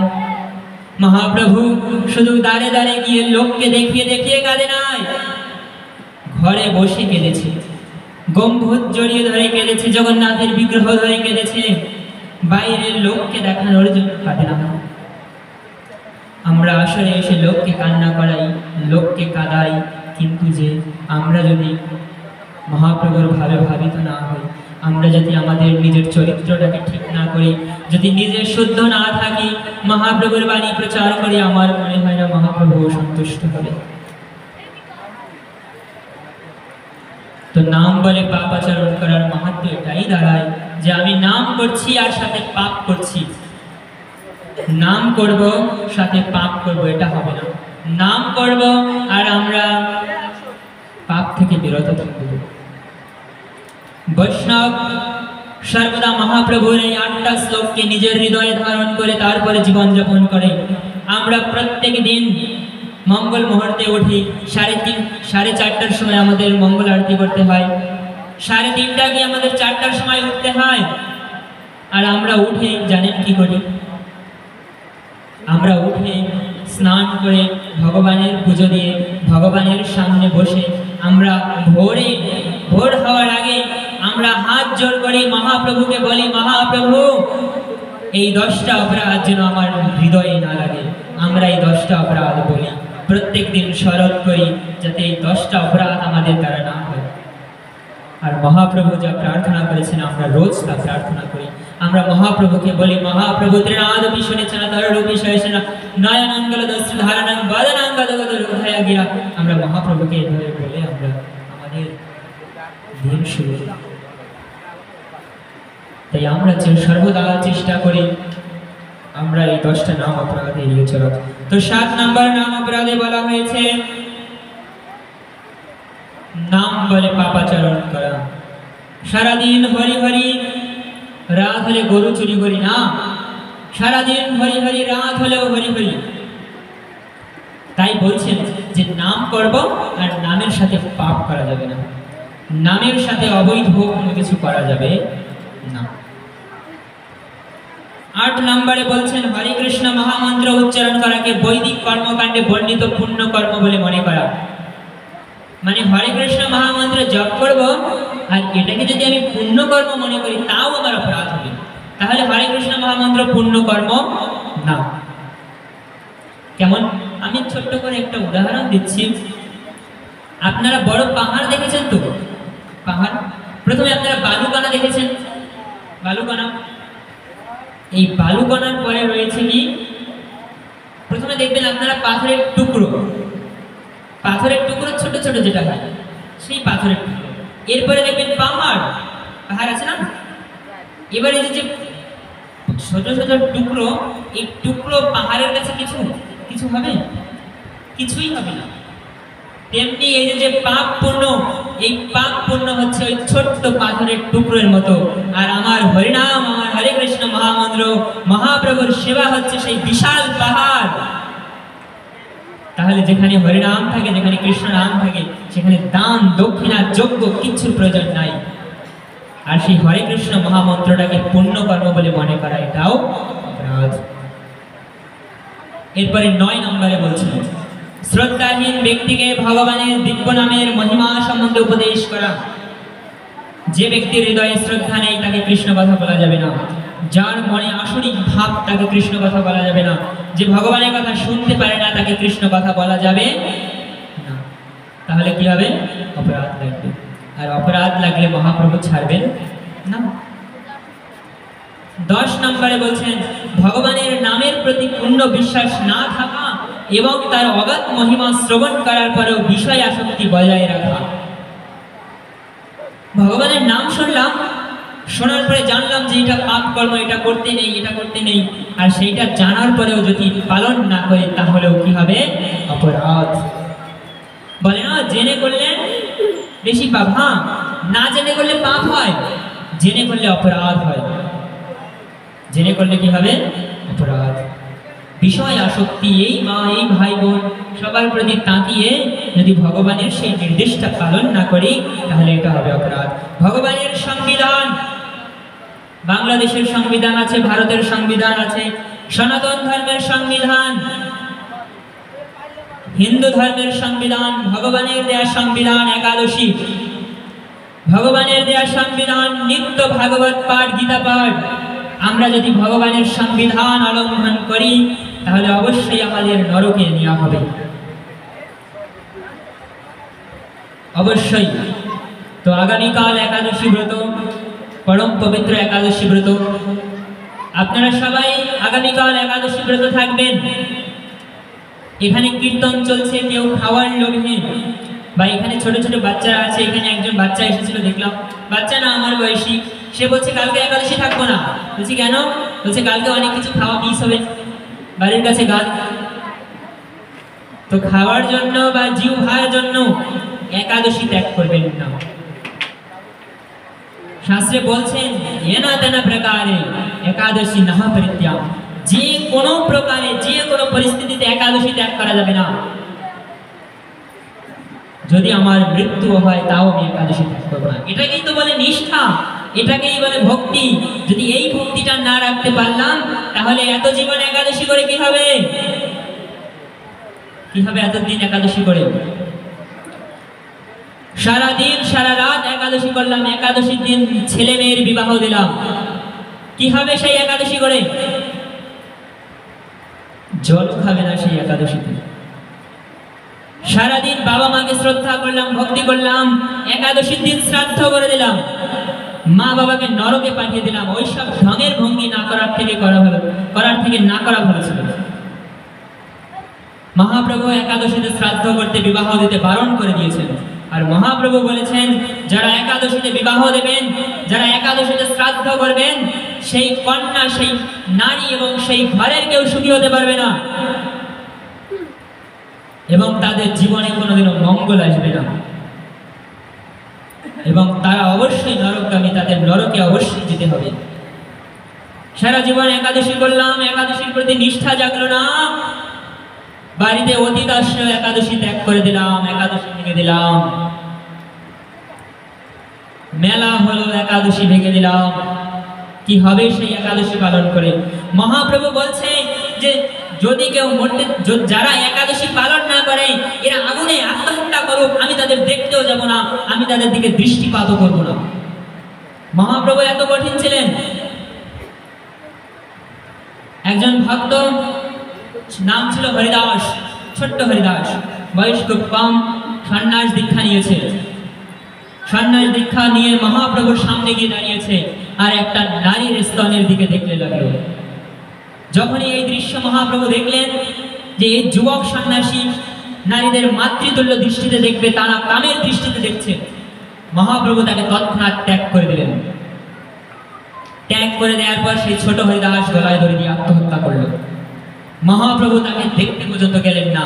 মহাপ্রভুকে খবর দেওয়া হলো মহাপ্রভু ছোট হরিদাসকে ত্যাগ করে দিয়েছেন, ছোট হরিদাস আত্মহত্যা করেছে। মহাপ্রভু বলছে গেছে, ভালো হয়েছে। এত বড় মহাপ্রভুর ভক্ত, মহাপ্রভুর নাম করতে করতে মারা গেছে, শুধু একটা নারীর দিকে কুদৃষ্টি দিয়েছে, তাই মহাপ্রভু ত্যাগ করে দিয়েছে। তেমনি মহাপ্রভু কঠোর বাক্যে বলে দিয়েছেন যারা একাদশী ব্রত করে না এরা জলে জলে ঝাঁপ দিয়ে মারা যাক, এরা আগুনে পড়ে মারা যাক, আমি তাদের দিকে দৃষ্টিপাত করবো না, আমি ভগবান, আমি তাদের দিকে দেখবো না।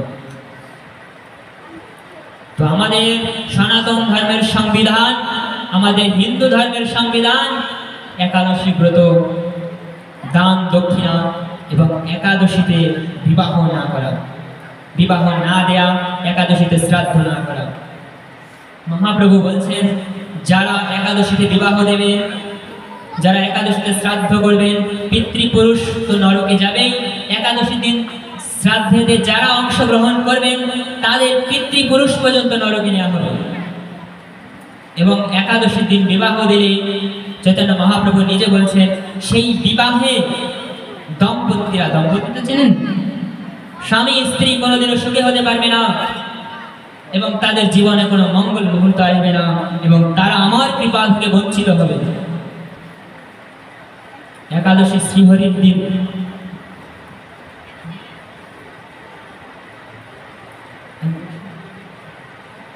হরে কৃষ্ণ। তো এবার অনেক কথা বলে ফেললাম, অনেকটা সময় চলে গেছে এবং আমরা অধিবাস করব। আপনারা এখানে যারা আছেন আপনারা এখানে থাকবেন, আমাদের অধিবাস দর্শন করবেন এবং আমাদের গোছাতে কিছুক্ষণ লাগবে, এরপরে আমরা অধিবাস করব। তো আপনারা থাকবেন এবং অধিবাস দর্শন করবেন এবং আগামীকাল থেকে কীর্তন। আর কীর্তনের জন্য কিছু বিধিনিষেধ বলছি, এটা আমি এক্সট্রা বলছি, এটা শাস্ত্র থেকে নয়, শাস্ত্রের সাথে মিল আছে, কিন্তু আমি বলছি গানের আসরে বসাকালীন বাচ্চার হাতে খাবার দিবেন না। খাবার খাবে আর কীর্তন শুনবে এমন হবে না, আপনিও খাবার খাবেন আর কীর্তন শুনবেন না। চেষ্টা করবেন কীর্তনে আসার আগে নিরামিষ খেয়ে আসার।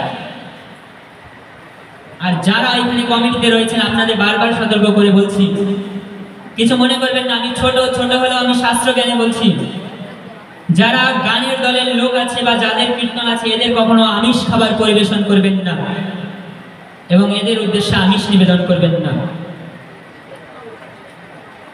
এবং পান খেয়ে কীর্তনে আসা যাবে না, কীর্তনে বসে পান খাওয়া যাবে না।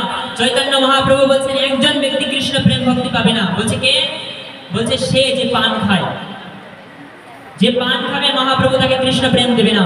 আপনি পান খাবেন, পান খাওয়া বন্ধ করে দেবেন, আর যদি না পারেন অন্তত পক্ষে কীর্তনের আসরে এসে পান খাবেন না।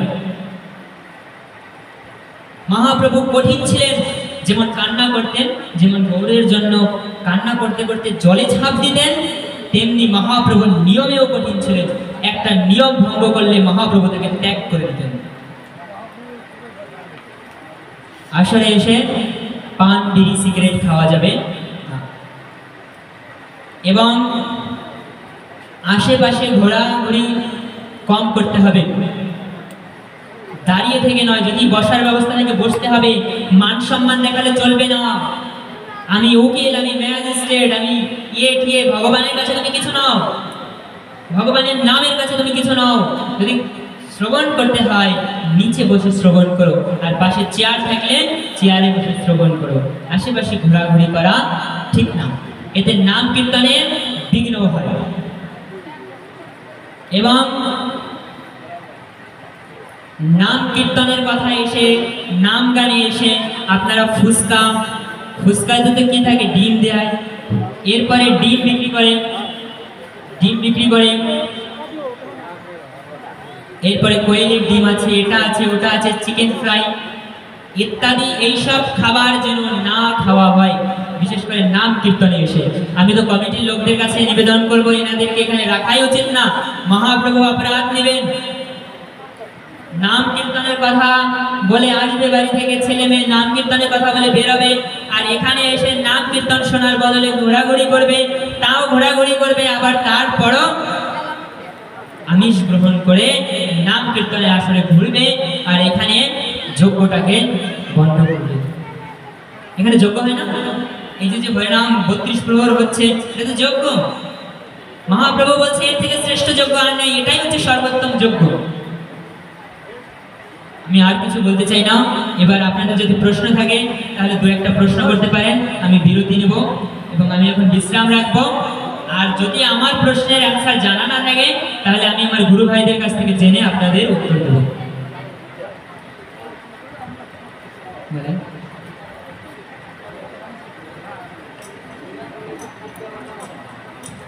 একাদশীর 3টা নিয়ম আমাদের হরিভক্তি বিলাসে বলা হয়েছে। প্রথম নিয়ম হচ্ছে অনাহার, সম্পূর্ণ অনাহারে থাকতে হবে।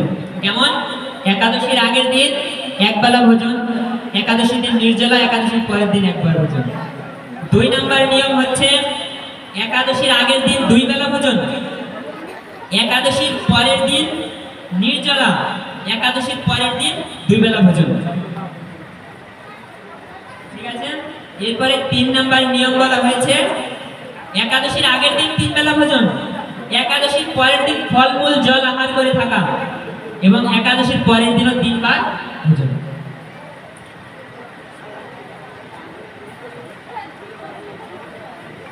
এবার এটা পঞ্চ রবি শস্য বাদে খেতে হবে, ফলমূল জল খাওয়া যাবে। 5টা রবি শস্য একাদশী দিন খেতে হয় না। কি কি? প্রথমে হচ্ছে ধান, গম, ভুট্টা, সরিষা, তিল তেল এবং সয়াবিন তেল। এই 5টা রবি শস্য একাদশী দিন খাওয়া যায় না। এটা বাদে আপনারা যা খান, যা বলতে নিরামিষ খাবার।